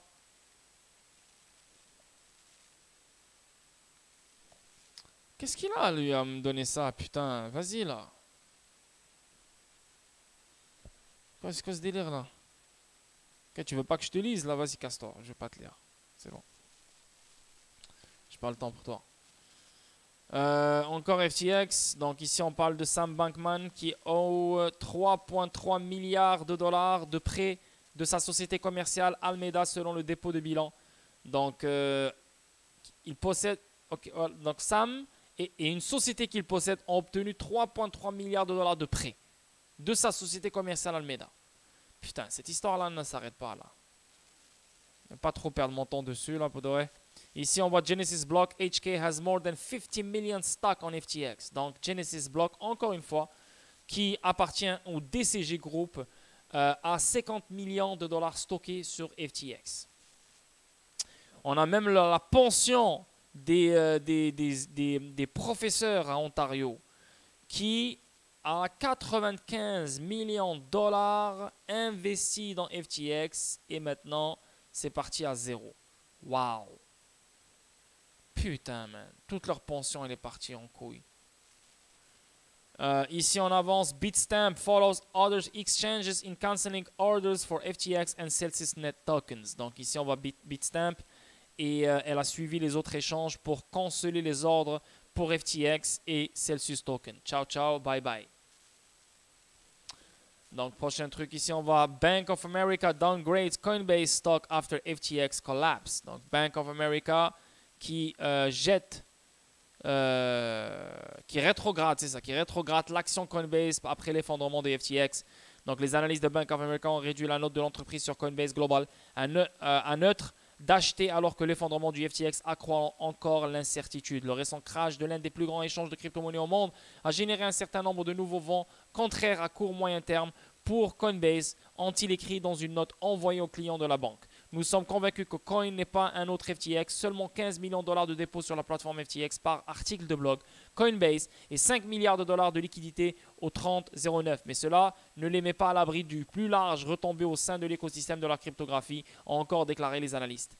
Donc on a les banques et on a les grands portefeuilles qui ont peur des échanges cryptographiques et ça c'est sûr et certain. Mais ça restera court et moyen terme. Sur le long terme, la confiance va revenir. C'est comme ça, c'est le game. C'est juste pour l'instant une manipulation incroyable pour faire peur aux gens, pour voler plein d'argent, pour manipuler le market et après on libère les robinets. C'est comme ça le game.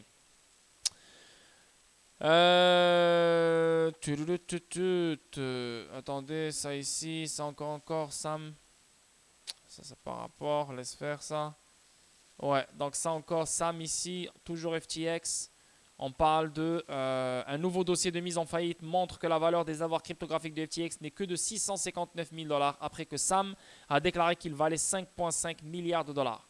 C'est que de l'air, c'est que de l'air, c'est de la foutaise après foutaise.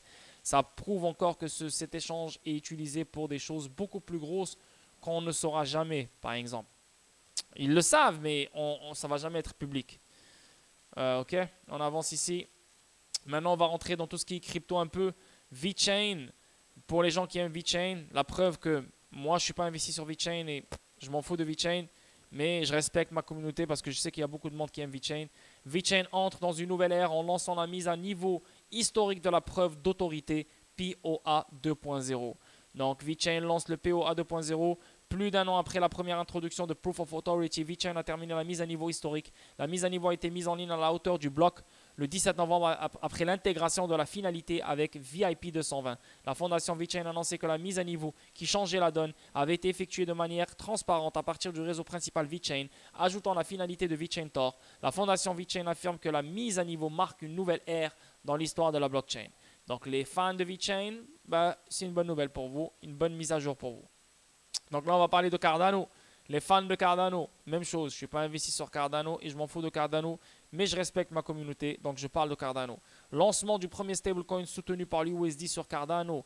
Donc Umergo a révélé son intention de lancer le premier stablecoin adossé à USD dans l'écosystème Cardano USDA au premier trimestre 2023. La société de technologie blockchain et branche commerciale officielle de Cardano, Umergo, a récemment introduit le premier stablecoin conforme à la réglementation soutenue par l'USD dans l'écosystème Cardano, surnommé USDA, avec des plans pour lancer l'actif du premier trimestre 2023. Le lancement du stablecoin est une tentative de fournir aux investisseurs et aux entreprises de l'espace crypto la possibilité de détenir un actif entièrement adossé au protocole Cardano qui résiste aux volatilités sans fin qui caractérisent l'espace crypto-monnaie. Nice, donc un stablecoin sur Cardano et ça c'est cool.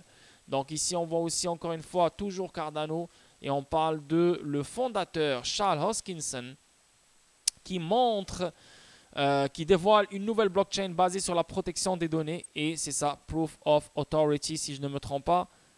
Ah non, c'est ça, donc ça c'est un autre truc. Non, Charles Hoskinson a dévoilé un nouveau projet Cardano baptisé Midnight, une blockchain basée sur la protection des données conçue pour les développeurs et l'humanité. Hoskinson a fait connaître le projet lors du Cardano EO Scott Fest The Age of Voltaire. Il a également partagé le développement sur son compte Twitter en 10 ans. Donc Midnight est une blockchain basée sur la protection des données qui aide à protéger les données personnelles et commerciales sensibles.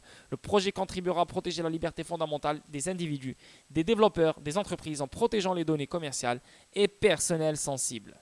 Donc Midnight permettra aux développeurs de créer et de déployer rapidement des dApps axés sur la protection des données en utilisant de nombreux langages et de programmation, à commencer par TypeScript, tandis que les entreprises pourront partager des informations critiques sans crainte de fuite ou de censure, blablabla. Nice. On voit que l'écosystème Cardano continue à s'amplifier. Et ça, j'ai rien à dire. Maintenant, on va parler de XDC, notre fameux cher XDC. On va traduire ce spot-là. Oups.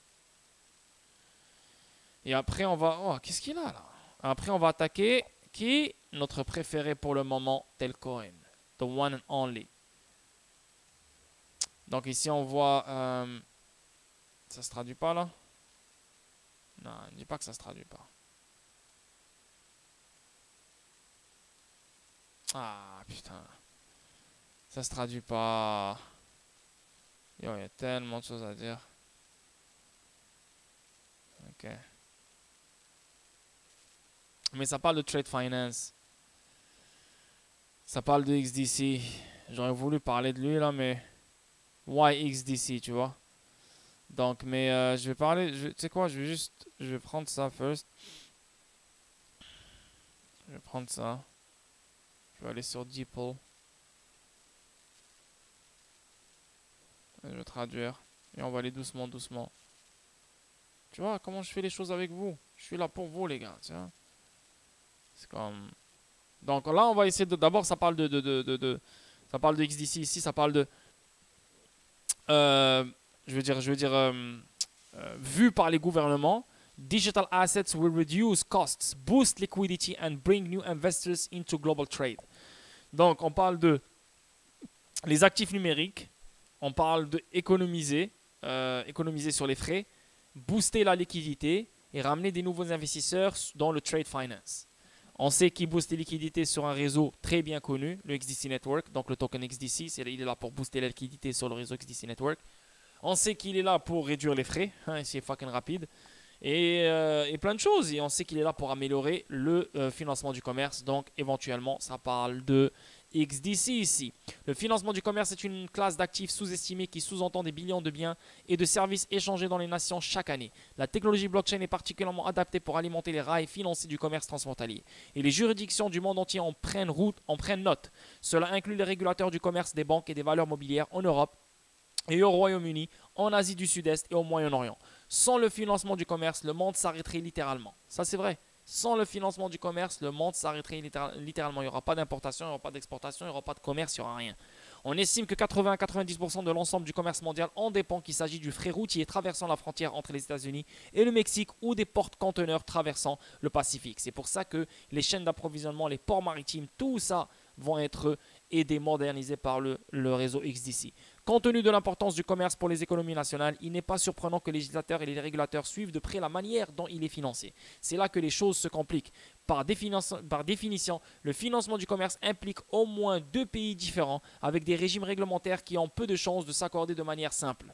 Après tout, le financement du commerce ne concerne pas seulement les autorités commerciales et les autorités douanières. Les banques servent souvent d'intermédiaires dans les transactions. Standard Chartered, HSBC, et les prêts qui en résultent sont souvent titrisés pour une base d'investissement plus large dans un ou plusieurs des pays concernés. Ainsi, une seule transaction de financement du commerce peut théoriquement relever de la compétence d'une demi-douzaine de régulateurs et d'au moins autant de lois. Ça prend beaucoup de temps, c'est manuel, c'est catastrophique. Vraiment, c'est catastrophique. Donc là, maintenant, on va aller descendre en bas. C'est écrit « Pourquoi XDC ?» C'est ce qu'on veut comprendre. Malheureusement, je ne peux pas tout lire tout ça parce que tout ça, c'est des choses qu'on voudrait comprendre, qu'on voudrait connaître, bien sûr. Mais why XDC? Tu vois? Donc ça, c'est le truc le plus important pour nous. Et on va aller directement. Et moi, je vous conseille d'aller faire des recherches. Hein, parce que moi, j'ai une vie, moi aussi. Je ne peux pas bloquer toutes mes heures pour que toi, tu sois à l'aise et je te lis. Toi, tu es là tranquille, au chaud, en dessous de ta couette, avec ton joint ou ton verre de whisky. Et moi, je fais le travail pour toi. Lève-toi et va continuer à faire des recherches sur XDC. Pourquoi XDC? Donc tout ce qu'on est en train de lire, tout ce que je vous ai lu sur le Trade Finance et comme quoi le Trade Finance va s'améliorer, etc., etc. Donc pourquoi XDC? XDC a été créé par Xinfin, une organisation fintech dont la vision est celle d'un réseau blockchain mondial décentralisé qui facilite les transactions et le commerce transfrontalier. En tant que blockchain de base à code source ouvert, doté de contrats intelligents, de délais de règlement rapides et de la capacité d'effectuer des millions de transactions par seconde, XDC est un protocole flexible adapté à un large éventail de cas d'utilisation. Il existe de nombreux cas d'utilisation actuels et en développement sur XDC notamment. Impel, une société fintech qui a construit des solutions de couche 2 sur le réseau XDC, notamment une API de messagerie financière, donc ISO 222, conforme à la norme ISO 222, mais qui ajoute une capacité de règlement instantané optionnelle en intégrant des actifs numériques comme le stablecoin US Plus de Fluent Finance. Impel offre également un pont entre la blockchain décentralisée du réseau XDC et la plateforme privée Corda. Donc, ça veut dire que tous les gens qui utilisent Corda peuvent utiliser le réseau décentralisé XDC, qui est connecté à R3, DLT, grâce à ces solutions qui relient la messagerie financière, le règlement instantané, un stablecoin de nouvelle génération, un réseau DLT privé, une interopérabilité utile. Les entités peuvent désormais régler les contrats et les accords en quelques secondes à l'aide d'un actif numérique au lieu des systèmes bancaires traditionnels qui prennent beaucoup plus de temps pour traiter les paiements. Il existe un certain nombre de places de marché NFT en développement rapide sur le réseau XDC et des collections d'actifs réels tokenisés. Certains projets vont même jusqu'à tokeniser les matières premières comme l'or. Le réseau XDC comprend également un certain nombre d'initiatives de niveau 2 visant à fournir des solutions de stockage décentralisées et les oracles de données, une façon de connecter les blockchains aux données du monde réel et aux API, ainsi que d'autres technologies conçues pour soutenir l'infrastructure de paiement. XDC Network est membre de l'initiative Digital Negotiable Instrument DNA de l'IETFA qui fait passer les instruments de financement du commerce comme des billets à ordre et les lettres de change dans l'espace numérique sur la base de la Common Law anglaise. Donc, juste dernièrement, vous avez entendu parler de le gouvernement anglais qui veut moderniser les instruments du financement du commerce. On parle de lettres de crédit, on parle de lading, etc. Juste dernièrement, là, il n'y a pas longtemps, au mois d'octobre, je pense, ou au début du mois de novembre, on a entendu un truc comme quoi l'Angleterre est en train de moderniser. Elle veut rendre ses documents numériques. Ben maintenant, qu'est-ce qu'on vient d'entendre? Common Law anglaise. Donc, sur la base de la Common Law anglaise. Tu vois, donc on parle des billets à ordre, les lettres de change, des méconnaissements, tanani, tanana, tanana. Outre le suivi des originaux électroniques, l'utilisation du réseau XDC peut être étendue au règlement de ces instruments sur la chaîne en utilisant des monnaies stables telles que l'US Plus, ITFA et l'International Trade and Forfeiting Association. Adhérant à l'initiative DNI, XDC Network a rejoint l'initiative DNI en novembre 2021 et fournit l'infrastructure de blockchain de l'interopérabilité pour les institutions financières. L'association a été formée par le ITFA et elle vise à numériser entièrement les documents commerciaux et les instruments négociables ainsi qu'à les intégrer dans le processus existant. Le financement du commerce compte tenu des limites des approches traditionnelles a été un domaine d'intérêt particulier. Les contributeurs du réseau XDC et les participants au réseau décentralisé ont déjà utilisé la chaîne pour innover dans la création et l'émission d'actifs numériques basés sur le financement du commerce. Plus tôt cette année, par exemple, la société londonienne TradeTech, tu vois, londonienne, vous avez vu combien de compagnies viennent de Londres et combien de compagnies sont connectées à Ripple londonienne et combien de compagnies londoniennes sont connectées à XDC Network. La preuve que ces deux-là sont très solides. Et comme par hasard, Telcoin, juste dernièrement, il a écrit sur le Discord, moi, je vais partir à Londres parce que j'ai une rencontre là-bas. Donc l'Angleterre, c'est les prochains avec l'Union européenne. So, quand tu le veuilles ou non, quand tu as des vraies compagnies qui s'attaquent à ce genre de pays, tu te dis, ok, ces compagnies-là ont été choisies. You know what I mean? Et là, avec le jeton Trada, je pense que vous le connaissez. Trada, c'est le token qui a été bâti sur le réseau XDC. Et bien sûr, il vient de TradeTech. Et TradeTech aussi, c'est une société londonienne.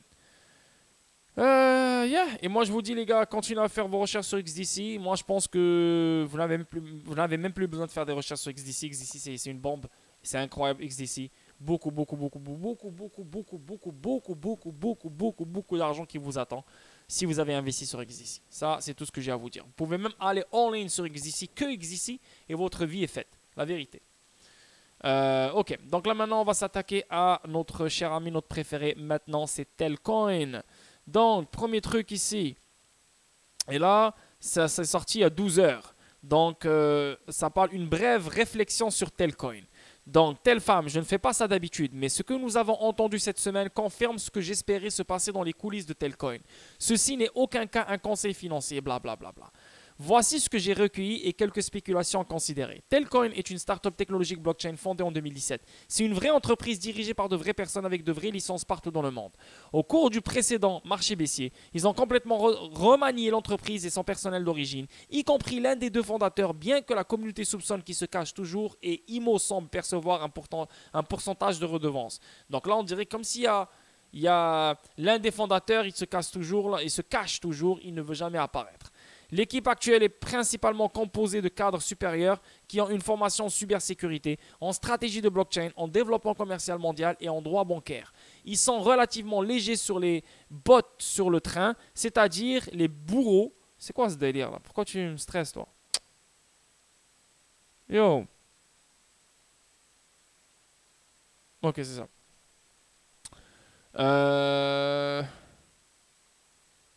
Oh. Ouais, c'est ça. Ils sont relativement légers sur les bottes sur le train, c'est-à-dire les bourreaux, développeurs, rédacteurs, directeurs artistiques, UX, QA, éditorial, etc. Ce qui a conduit à quelques bugs mineurs dans leurs produits et à des retards dans la réponse aux problèmes qui ont frustré la communauté. Cependant, ils embauchent agressivement à ce niveau. J'attribue cela à des douleurs de croissance. Tant qu'elles continuent de s'améliorer comme elles l'ont fait, ce n'est pas rare chez d'autres startups, vendre une idée, sécuriser un capital, puis constituer une équipe et exécuter.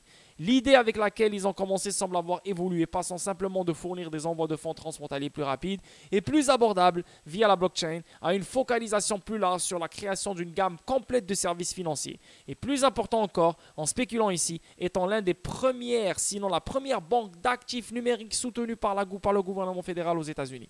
Yo, dès que j'entends cette phrase, pour de vrai là, je bande. Voilà, je te jure, je bande. C'est la première banque d'actifs numériques soutenue par le gouvernement fédéral aux États-Unis.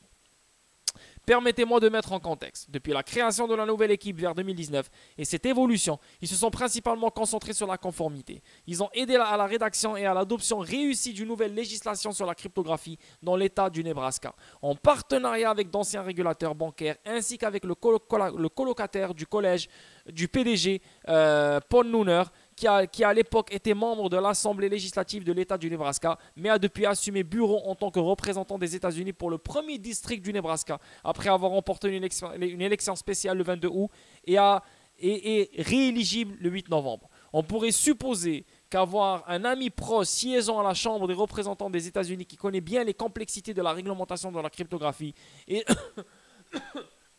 et dont le nom figure sur un projet de loi rédigé par Telcoin pourrait être remarquable. Sortez et votez Nebraskiens, blablabla. Donc là, c'est Mike Flood. Et n'oubliez pas que Mike Flood a gagné dernièrement. C'est un républicain, il a gagné. Donc il fait partie de la Chambre des représentants des États-Unis. En plus d'aider littéralement à rédiger la loi sur la crypto-banque au Nebraska, ce que je suppose fournira une base à l'adoption d'autres États, ils ont également fait pression directement auprès de la Réserve fédérale et de la FDIC pour clarifier de manière proactive où la loi fédérale peut être dirigée, comme en témoignent deux lettres écrites au nom de Telcoin par Dvorak Law Group LLC, dirigé par l'ancien chef du département bancaire du Nebraska, Mark C. Kandhal, qui représente Telcoin. Le premier au Conseil des gouverneurs de la Réserve fédérale le 12 juillet 2021. Donc ça, c'est le premier link. Puis à la FDIC le 13 juillet 2021. Les deux lettres montrent une intention claire. Ils veulent savoir quoi faire pour devenir une banque soutenue par le gouvernement fédéral dans l'espace crypto. Oh my God. De plus, Telcoin semble avoir embauché une aide extérieure pour faire avancer sa cause. Ils sont répertoriés comme clients de Pitts & Co., une société de lobbying qui fournit un conseil stratégique dans les affaires gouvernementales et corporatives. Certains de leurs clients, Microsoft, Aethena et Yahoo. Donc, alors que tout cela s'est produit dans les coulisses, il est essentiel de comprendre à quel point cela doit être fastidieux. Ils ont également fait des progrès considérables en créant et en améliorant le cadre dans lequel ils ont l'intention de fonctionner en tant que banque d'actifs numériques. En 2021, ils ont construit la plateforme de liquidité back-end, Telex, pour faciliter les transactions financières proposées via leurs produits frontaux. Ils ont mis en place ce cadre pour permettre aux individus férus de la technologie et éventuellement aux entreprises proposant des produits Telcoin à leurs clients de participer au moteur de liquidité staking et de recevoir des retours sur les frais de transaction. Donc imagine, n'importe quelle personne sur cette terre pourra staker, pourra créer de la liquidité et pourra recevoir des retours sur les frais de transaction. Je simplifie à l'accès, mais c'est l'essentiel. Ils ont également lancé la V3.0 de l'application Telcoin, un événement très attendu pour la communauté. Actuellement, l'application fonctionne comme un portefeuille numérique, une plateforme de transfert de fonds et un échange décentralisé, canalisant toutes les transactions via les pools de liquidité Telex. Ils ont indiqué les plans futurs pour ajouter plus de devises financières à l'application, à savoir une méthode plus simple pour l'utilisateur moyen de crypto, pour investir des liquidités dans Telex, mais aussi des offres bancaires plus traditionnelles comme les prêts, de change de devises fiduciaires, les services de garde, etc. En 2022, ils ont continué à ajouter des améliorations de fonctionnalités, de nouvelles fonctionnalités à l'application. De plus, et le plus intéressant, ils se sont associés, ont acheté des options d'achat d'actions avec une banque locale du Nebraska. Waouh, ça c'est intéressant ça. Dans quel but? Nous ne pouvons que spéculer. Pourtant, une idée qui me vient à l'esprit est qu'ils ont l'intention d'utiliser la banque d'une manière ou d'une autre pour fournir des services de garde assurés par la FDIC, pour que l'utilisateur partenaire fiat soit utilisé comme réserve pour les pièces stables. Mieux vaut posséder une partie de la banque où ils ont l'intention de conserver à la fois leurs réserves fiat ainsi que les fiat de leurs partenaires utilisateurs afin qu'ils puissent fournir les mêmes rendements d'intérêt que la banque fournirait généralement en plus de la sécurité FDIC. C'est vrai, c'est bien d'avoir une partie de la banque et posséder une partie de la banque qu'ils vont utiliser pour mettre leurs réserves et mettre la réserve de leurs utilisateurs et partenaires. Et en même temps, ça coïncide avec la loi qui ont lancé le 13 juillet, puis la FDIC. Donc, le fait qu'ils possèdent une banque, qu'ils possèdent une partie d'une banque, bah, ça les protège et ça leur donne le droit de fournir des services de garde, etc., etc. Donc, ça va devenir vraiment une banque. Vraiment. Les gars, est-ce que vous m'entendez bien là ou quoi là? Est-ce que tout va bien? Ouais, je pense que vous m'entendez bien. Quant au type de réponse et d'accueil qu'ils ont reçu du gouvernement fédéral depuis l'été dernier et dans quelle mesure ils ont réussi de se frayer un chemin dans une position favorable auprès des personnes qui prennent les décisions, encore une fois, nous ne pouvons que spéculer. Aussi long que le gouvernement agisse et en fonction du retard du gouvernement fédéral dans l'établissement des règles de base pour la cryptographie, je doute qu'ils obtiennent quoi que ce soit au niveau fédéral cette année, malgré le fait que le CCO déclare qu'ils sont sur le point d'être d'ici la fin de cette année, être la première entreprise à disposer de la banque d'actifs numériques sous réglementation fédérale. Donc, d'après eux, d'ici, donc ça coïncide avec le 7 décembre en fait. Le 7 décembre, il y a l'audience dans laquelle on va poser des questions, etc., concernant cette affaire-là de Digital Bank. Donc, est-ce que ça va être fait en 2022? Est-ce que c'est en 2022 on aura la réglementation fédérale, blablabla? Mais si ce n'est pas en 2022, ça va être en 2023. Donc ne soyez pas étonnés si vous voyez Telcoin faire un 30 000%, 40 000%, 50 000%. Et c'est quoi Telcoin qui nous lance officiellement comme quoi il est devenu une banque et comme quoi c'est la première banque digitale connectée à la Fed. Vous savez qu'est-ce qu'elle va faire au prix de Telcoin, cette nouvelle? Les gars, si vous n'aimez pas l'argent, je ne sais pas quoi vous dire, mais si vous aimez l'argent, vous êtes au bon moment, quoi. Vous êtes au bon endroit. Donc la date 7 décembre, la date du 7 décembre, c'est ce que je viens de vous dire, flotte autour de la communauté telle en raison d'une audience d'élaboration de règles qui se déroule dans le Nebraska. Mais le but déclaré de l'audience est de prendre des témoignages et des preuves concernant l'adoption de la règle et des règlements du ministère. Donc je ne pense pas qu'il y ait quoi que ce soit qui en ressorte. Oui, c'est ce que moi je pense. Je ne pense pas que le 7 décembre, on aura une nouvelle concernant la crypto bank de Telcoin, etc. Mais je pense qu'il y aura des témoignages, il y aura des choses qui vont être dites. Donc c'est pour ça, moi, ça va être en 2023 à mon avis. Cela dit, la simple possibilité que cette société figure dans les futurs titres qui se lisent comme suit. Telcoin en tant que première banque de cryptographie suffit pour jeter un coup d'œil par vous-même. Quiconque a récemment acheté des jetons Telcoin sait à quel point il en faut peu pour faire bouger le prix. Imaginez ce qui arriverait au prix du jeton si cela se produisait. Ce dont nous pouvons être sûrs, c'est qu'elle a adopté l'approche opposée à celle de la grande majorité des sociétés cryptographiques. C'est vrai. C'est vrai. Ils ont écrit eux-mêmes la législation. Ils se sont connectés au gouvernement du Nebraska. Et avec le gouvernement du Nebraska et avec la législation qu'ils ont créée eux-mêmes, ils sont en train de créer eux-mêmes leur crypto bank. Et ils se connectent eux-mêmes à la Federal Reserve. C'est incroyable.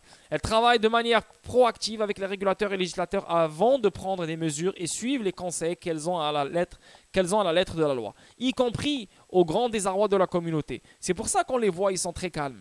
On les voit pas bouger. La communauté elle est en train de chialer. La communauté elle dit que Telcoin c'est de la merde. Plein de monde ils disent que la Telcoin c'est un scam. Plein de monde disent ouais Telcoin c'est fini, c'est cause perdue parce que ça ne bouge pas, il n'y a pas de marketing, ça parle pas. Eux ils sont en train de faire des choses que l'investisseur n'aime pas voir. L'investisseur aime juste voir le prix monter. Il n'en a rien à foutre de comprendre, ouais, les législations, les régulations, tanani, tanana. Là, Telcoin est en train de faire le plus dur. Le plus dur, une fois que ça va être fait, vous n'avez aucune idée. Ça va partir en couille.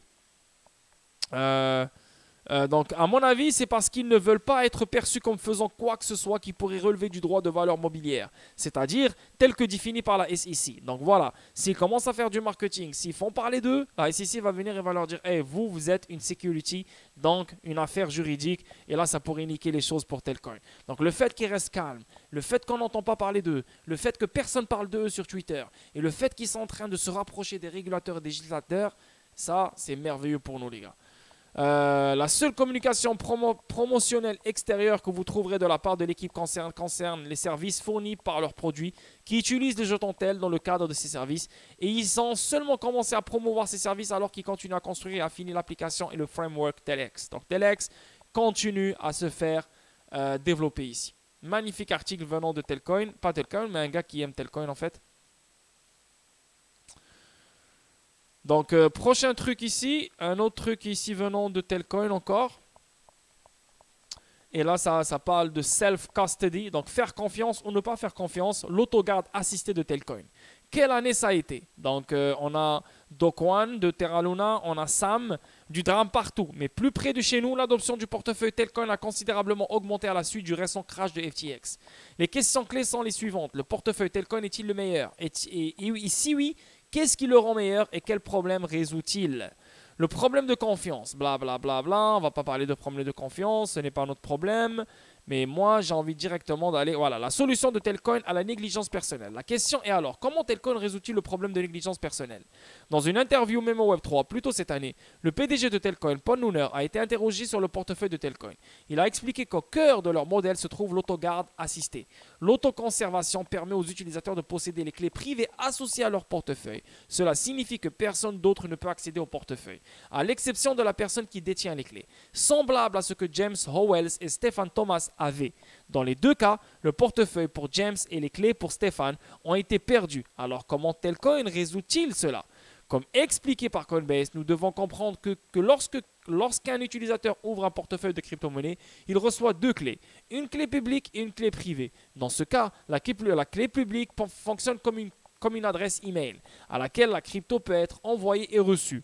Une clé privée, généralement une chaîne de lettres, des chiffres ou de mots aléatoires, fonctionne comme un mot de passe qui déverrouille le coffre-fort virtuel qui contient votre argent. Vos fonds sont en sécurité tant que vous et vous seul avez accès à votre clé privée. Ça, je pense que vous le savez.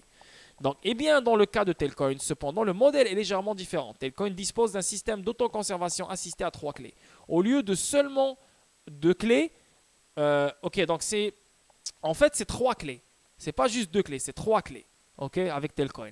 Expliquant ce modèle, Paul Nooner déclare qu'en tant que dépositaire, une clé générée sur son appareil que ne voit jamais l'avantage. Non, attends. En tant que dépositaire, l'utilisateur détient une clé générée sur son appareil que Telcoin ne voit jamais, c'est-à-dire la clé privée. L'avantage cependant est que contrairement à un système à clé unique privée, qu'il aime un compte ou utilise MetaMask par vous-même ou autre, vous avez la possibilité de perdre et de ne jamais récupérer. Alors que dans le système à 3 clés, il y a ce tierce de confiance, Telcoin qui peut vous réauthentifier et régénérer cette clé. C'est ce qui est bien avec l'adoption. Parce que oui, c'est bien beau avoir les clés privées, mais 99% des gens ne vont jamais utiliser la crypto parce qu'ils ont cette peur. Si je perds ma clé privée, je perds tout mon argent. Ben non, si Telcoin va être utilisé par tous les particuliers du monde entier, et si on compte vraiment faire utiliser Telcoin par 8 milliards de personnes dans ce monde, il faut que on ait une troisième clé. Et cette troisième clé, c'est Telcoin qui la détient, dans le sens que on est là juste pour te réauthentifier. On n'est pas là pour accéder à tes fonds parce que tes clés privées, ta troisième clé privée, c'est elle que toi tu possèdes toujours. Mais à un moment donné, si cette clé privée tu la perds, qu'est-ce que tu vas faire? Tu vas perdre ton argent. Telcoin, à un moment donné, ça va être une crypto bank. Une banque ne peut pas te laisser perdre ton argent. Comme par exemple, tu perds ta carte débit, tu perds ton code, tu vas chez eux, tu le réinitialises, ben, ça va être la même chose. Ça montre encore une fois que c'est un truc qui est là pour rester, qui est là pour accommoder les gens de la planète. Cela signifie que pour chaque utilisateur, Telcoin génère une troisième clé unique à cet utilisateur qui ne peut être utilisée que pour la réauthentification et pour régénérer les clés perdues. Ceci cependant n'accorde pas à Telcoin l'accès au portefeuille. En d'autres termes, si Stephen Thomas utilisait le portefeuille Telcoin, parce que n'oubliez pas, Stephen Thomas a perdu des millions de dollars en Bitcoin, et perdait ses clés, il aurait pu demander à Telcoin de le réauthentifier et de régénérer les clés perdues. Et parce que le portefeuille Telcoin est un portefeuille chaud, James Howells n'aurait pas eu besoin d'un disque dur pour stocker sa crypto. Si ces deux messieurs avaient utilisé Telcoin, leur argent aurait été en sécurité. Il est important de reconnaître que si la cryptographie doit être adoptée dans le monde entier, nous devons tenir compte des clients qui ne sont pas si connaisseurs en cryptographie. C'est ce que je viens d'expliquer. Toi, maintenant, tu t'es habitué avec les adresses de 1 mètre. Ben, ça ne veut pas dire que tout le monde va être à l'aise avec la même chose que toi, tu connais maintenant. C'est pour ça qu'il faut simplifier les choses et faciliter les choses pour la plupart des gens pour que ces choses-là soient adoptées. Donc, le fait que Telcoin a une troisième clé qui te permet de te réauthentifier, de régénérer ta clé perdue parce que toi, tu es comme un chevreuil, tu as perdu ta clé, etc., etc., ça montre que, voilà, on est là pour faire adopter les choses de la bonne façon. Donc, résoudre le problème de confiance. Donc, maintenant, il y a plein de choses. En fait, avec ce qui s'est passé avec FTX, il y a eu beaucoup d'intérêt qui a frappé Telcoin. Vraiment. Et ça, c'est une bonne chose pour nous aussi. C'est bon, on a lu le truc. Doit-on faire confiance à Telcoin? Après, voilà, chacun fait confiance à qui il veut. Moi, je vous dis, faites confiance à Telcoin en tant qu'investissement. Maintenant, ça reste une technologie. Les choses peuvent se faire hacker, les choses peuvent tomber à n'importe quel moment, c'est sûr. Mais je pense que Telcoin a une vision incroyable. Je pense qu'elle a une équipe incroyable. Et je pense que ça va être une crypto bank qui sera la première à être connectée à la Fed. Et moi, c'est mon pari. C'est ce que je veux voir. Le prix de Telcoin va éclater le moment où ça va être officialisé. Tu n'as aucune idée. Si tu possèdes 5 millions de Telcoin, dis-toi que toi, là, tu es millionnaire. Je ne parle même pas de XRP, je ne parle même pas de XDC. Telcoin, tu es millionnaire. Extrêmement millionnaire. Voilà, appelle-toi comme ça. Voilà, j'ai fini avec ça. Ça fait combien de temps que je suis en stream? Bientôt 11 heures. Donc là, je vais faire ça vite avec XRP. Une bonne nouvelle. Donc, on voit ici Ripple envisage de déposer une demande de licence de monnaie électronique en Irlande. Ça, c'est magnifique, ça. Dans des nouvelles récentes liées au XRP, Ripple Labs, l'émetteur de jetons XRP, a annoncé qu'il cherchait à obtenir l'approbation réglementaire de la République d'Irlande pour entrer sur le marché européen. Ripple cherche actuellement à obtenir une licence de fournisseur de services d'actifs virtuels et prévoit également de déposer une demande de licence de monnaie électronique par la suite. Plan d'expansion de Ripple pour XRP. Donc, Ripple a informé qu'elle avait déjà 2 employés dans la juridiction irlandaise qui est membre de l'Union européenne. Ouais. En raison de son différend juridique de longue date avec la Securities and Exchange Commission des États-Unis, qui prétend que l'entreprise a enfreint la loi sur les valeurs mobilières en vendant le jeton XRP, blablabla. Donc ici, on voit clairement que, et en plus l'Union européenne qui va être frappée par MiCA, c'est pour ça que moi je vous ai dit la dernière fois dans le dernier stream mercredi que les régulations, la réglementation vont voir le jour en Europe et après elles vont s'envoyer aux États-Unis et partout dans le monde. C'est l'Europe qui va commencer, c'est eux qui vont lancer les choses avec MiCA, etc. Et là maintenant on voit clairement que Ripple se positionne en Europe parce qu'elle s'attend à cette réglementation qui va frapper l'Europe très très bientôt. Et ça c'est une bonne nouvelle pour nous. Sinon on a une autre bonne nouvelle, on a Stably qui lance le USD stablecoin sur le XRP Ledger. Là c'est officiel. Donc XRP obtient son premier stablecoin conformément à un communiqué de presse publié aujourd'hui. Stably USD est le premier stablecoin adossé au dollar américain à être introduit sur le XRP Ledger. L'action est le résultat du partenariat entre Stably et Ripple. Face à une concurrence féroce de la part de Stellar, Cardano et Solana, cela constitue une nouvelle majeure pour renforcer le prix du XRP et renforcer la domination du marché. Donc USDS basé sur Mint XRP, les utilisateurs peuvent frapper et échanger des USDS via le portail web officiel de Stably ou utiliser des applications Stably Ramp qui sont intégrées au portefeuille Xoom, la plus grande application de portefeuille non dépositaire sur l'XRP Ledger. Et Xoom, c'est comme l'application Tailcoin en fait. C'est exactement pareil. Xoom, c'est l'application Tailcoin. C'est exactement pareil. On a une autre nouvelle aussi qui a frappé concernant Ripple et XRP. Ça aussi, c'est une bonne nouvelle. Et là, ça parle aussi de Common Bank, annonce la migration vers la norme XRP à partir de novembre 2022. Donc, je ne sais pas pourquoi ça parle de norme XRP. C'est bizarre, c'est mal dit, mais anyway, on va essayer de comprendre. L'Australian Commonwealth Bank est en train de faire passer les paiements transfrontaliers à la norme ISO 222, une norme déjà respectée par Ripple. Faire passer les paiements transfrontaliers. ISO 222 pour la 1000e fois, c'est pour les messages. Si tu ne me crois pas, va sur Google et écris ISO 222. Tu vas voir, c'est les messages, ce n'est pas les paiements. D'abord, il faut les messages pour envoyer les paiements. Donc, je ne sais pas pourquoi il parle des paiements transfrontaliers à la norme ISO 222. C'est les messages qui ont rapport avec les paiements transfrontaliers. C'est ça. On envoie des messages pour faire des paiements. On envoie des messages pour faire des règlements. Bref, on sait que RippleNet est ISO 222 et le XRP Ledger est ISO 222 lui aussi. Mais pas XRP. Le token, il ne peut pas être ISO. Le token, il n'est pas fait pour envoyer des messages. C'est comme ça, n'a aucun rapport. C'est le système dans lequel il vit. Il reçoit des messages, oui, XRP Ledger.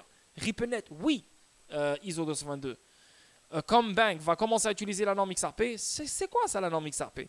Après Ripple, le plus grand conglomérat financier australien Combank, également appelé CBA, a annoncé aujourd'hui le 17 novembre 2022 qu'il commencera ce mois-ci à la migration des paiements transfrontaliers vers la norme ISO 222. Selon ses derniers tweets, Combank fera passer tous ses paiements à la norme avancée d'ici novembre 2025.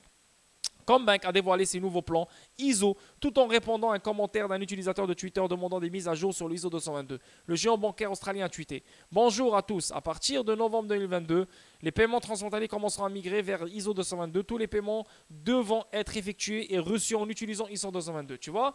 Donc tous les paiements devront être effectués. Donc il faut le message qui accepte la norme ISO 222 qui va accompagner le paiement et qui va être reçu avec le paiement.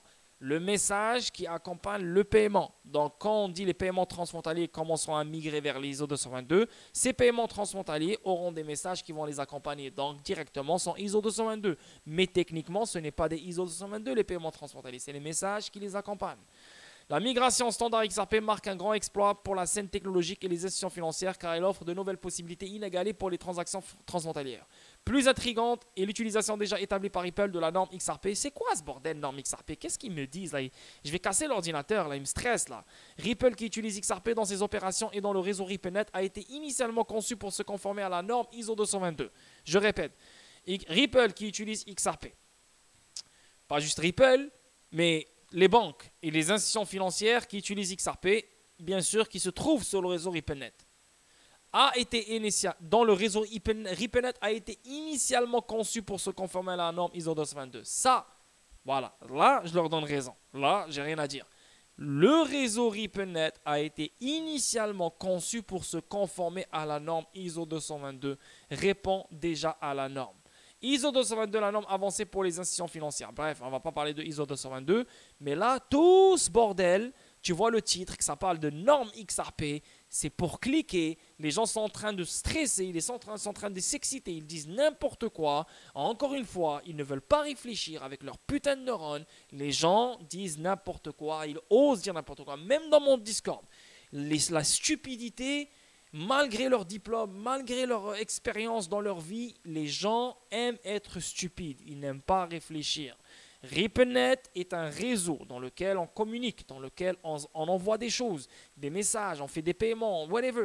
Oui, il reçoit la norme ISO 222, il est compatible avec la norme ISO 222. Le XRP Ledger aussi, c'est une plateforme qui reçoit le trafic mondial de toutes les transactions du monde. Et bien sûr, les messages qui accompagnent ces transactions. Donc, bien sûr, il est compatible ISO 222. Mais le fucking XRP, il n'a aucun rapport, man. C'est un digital asset, ce n'est pas un réseau, ce n'est pas une plateforme. Putain, mais les gens sont cons. Sérieusement, les gens sont cons. Qu'est-ce que j'ai ici là? Ouais, ici, pour finir.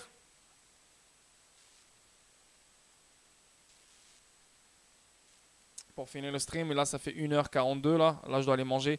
Le XRP Ledger Builders lancera une autre rampe d'activation, désactivation du portefeuille Xoom prenant en charge 13 stablecoins. Waouh! Donc GitHub s'associe au constructeur de registre XRP pour lancer une autre rampe d'accès de désactivation du portefeuille Xoom. Les développeurs travaillent sur le lancement d'une autre rampe marche-arrêt pour le portefeuille Xoom afin de permettre aux utilisateurs de financer et de retirer directement sur l'application Xoom. Les utilisateurs du portefeuille Xoom pourront bientôt financer et retirer leurs pièces sur le portefeuille Xoom grâce à une intégration avec GitHub, selon le PDG de GitHub, blablabla. La rampe marche-arrêt pour les 13 stablecoins pris en charge émis par GitHub sera entièrement intégrée par Xoom Wallet. Donc, exactement ce que Xoom Wallet fait, c'est exactement ce que Tailcoin fait. Donc, des retraits directs vers les comptes bancaires, c'est ce qu'elle est en train de faire avec les États-Unis, c'est ce qu'elle va faire bientôt avec l'Angleterre et l'Union Européenne Tailcoin. Tu sais, c'est exactement pareil. C'est exactement pareil. C'est pour ça que moi je dis Tailcoin, c'est Ripple. C'est pareil. C'est juste que Tailcoin, c'est la télécommunication. Ripple, c'est les comptes bancaires. Mais c'est pareil. Pareil. 100 milliards, 100 milliards. Pareil. Donc voilà les gars. J'ai fini le stream. J'espère que vous avez aimé. Un magnifique vendredi soir avec vous les gars. Merci pour l'abonnement mon Nate82. Très gentil de ta part. Et je remercie tout le monde qui m'ont donné des abonnements ce soir. Vous êtes merveilleux. Force à vous. Merci pour votre support. Je vous dis merci pour ce soir. Merci encore. Je vous souhaite une très belle soirée. Un bon week-end à vous. Ça se peut que demain je fasse un stream. Ça se peut. Si j'ai envie ou j'ai pas envie demain. Je sais pas. Si je le fais, je le ferai sur le Discord je pense. Mais tout dépend de ce que je veux faire. Mais anyway, je pense que vous êtes conscient de tout ce qui se passe. Il n'y a pas vraiment grand chose qui a changé. C'est le week-end demain, donc les choses vont peut-être bouger tranquillement. Peut-être qu'on aura une surprise qui va sortir de nulle part sur XRP. Ouh, les choses vont pomper rapidement, etc. Ah non, je ne peux pas vraiment te dire qu'est-ce qui va se passer. Mais là, clairement, que XRP tient encore. Le 38-30, ça tient. Mais moi, je pense que c'est juste une question de temps pour que ça dampe. Peut-être que ça ne va pas damp pendant le week-end. Peut-être que ça va damp à partir de la semaine prochaine. Mais là, comme je vous dis, XRP, il essaye. Tu vois, il n'arrête pas. Là, il est toujours sur la même zone. Tu vois clairement que les bougies ne sont pas très, très grandes. Donc, il n'y a pas vraiment quelque chose de sérieux. Tu vois, il y a plus de rouge. Tu vois que les bougies rouges sont tellement développées. Il n'y a pas beaucoup de volume. Donc, c'est juste une question de temps. Il a beau à te faire des feintes. Il a beau à monter plus, etc. C'est juste une question de temps pour que ça dampe plus, pour que ça tombe plus bas. Donc, voilà. Merci les gars. Bonne soirée. Et Swift envoie déjà des messages. La norme ISO 222 accélère-t-elle les messages? J'espère que ce n'est pas une question de chevreuil. Swift envoie déjà des messages. Ok, oui. La norme ISO 222 accélère-t-elle les messages? La norme ISO 222 Popo, ce n'est pas une question bête, mais ça se voit clairement que tu fais pas... Tu n'as jamais ouvert Google et tu n'as jamais tapé c'est quoi. Ils se sont te dénigrer Popo, mais là... Parce que là, cette question-là, tu peux trouver la réponse facilement là, sur Google là, depuis très longtemps en plus. Et je ne sais pas pourquoi, 2 ans après que tu me suis, Tu n'as même pas compris que c'est quoi la différence entre la norme ISO 222 et les messages que Swift envoie déjà. Et que tous les messages que les banques envoient déjà. J'arrive pas à croire que tu n'as pas pensé à faire cette recherche toi-même sur Google. C'est juste ça qui me dérange. Vous attendez tous que quelqu'un vous donne la réponse. Tu n'as pas envie. Et ça, c'est pas cool de votre part. Ça, c'est après, c'est vous, hein, moi je perds pas. Mais je te réponds. La norme ISO 222, c'est plus rapide. C'est pas plus rapide. C'est une nouvelle façon d'écrire les messages. C'est une nouvelle façon de communiquer les paiements. C'est une nouvelle façon de dire, ok, voilà, là on écrit le destinataire en premier, après on écrit la date en deuxième, après on met la signature, après on met le montant, et après on met ci, après on met ça, après on met ça. Donc c'est une nouvelle norme de message, une nouvelle façon de respecter l'envoi, la description et la réception des messages. Tu comprends ce que veut dire mon popo? Donc voilà, ce n'est pas rapport avec la vitesse, hein, aucun rapport. Donc, mais après, voilà, peut-être la vitesse aussi, elle joue, mais moi, je garde la base comme information. C'est ce que je viens de t'expliquer, c'est ça la base. Ok, donc voilà les boys, merci encore. Ciao, ciao, bonne soirée. Merci pour le support. Merci Popo, merci Dante, Foncelino, le Rash, Col Blanc, la team Chevreuil XRP, Javi si t'es là, Mitsu si t'es là, tout le monde est là. El Calibré, tout le monde, Jules But, tous. Ciao, ciao, bon week-end et on se voit très très bientôt. Bye bye.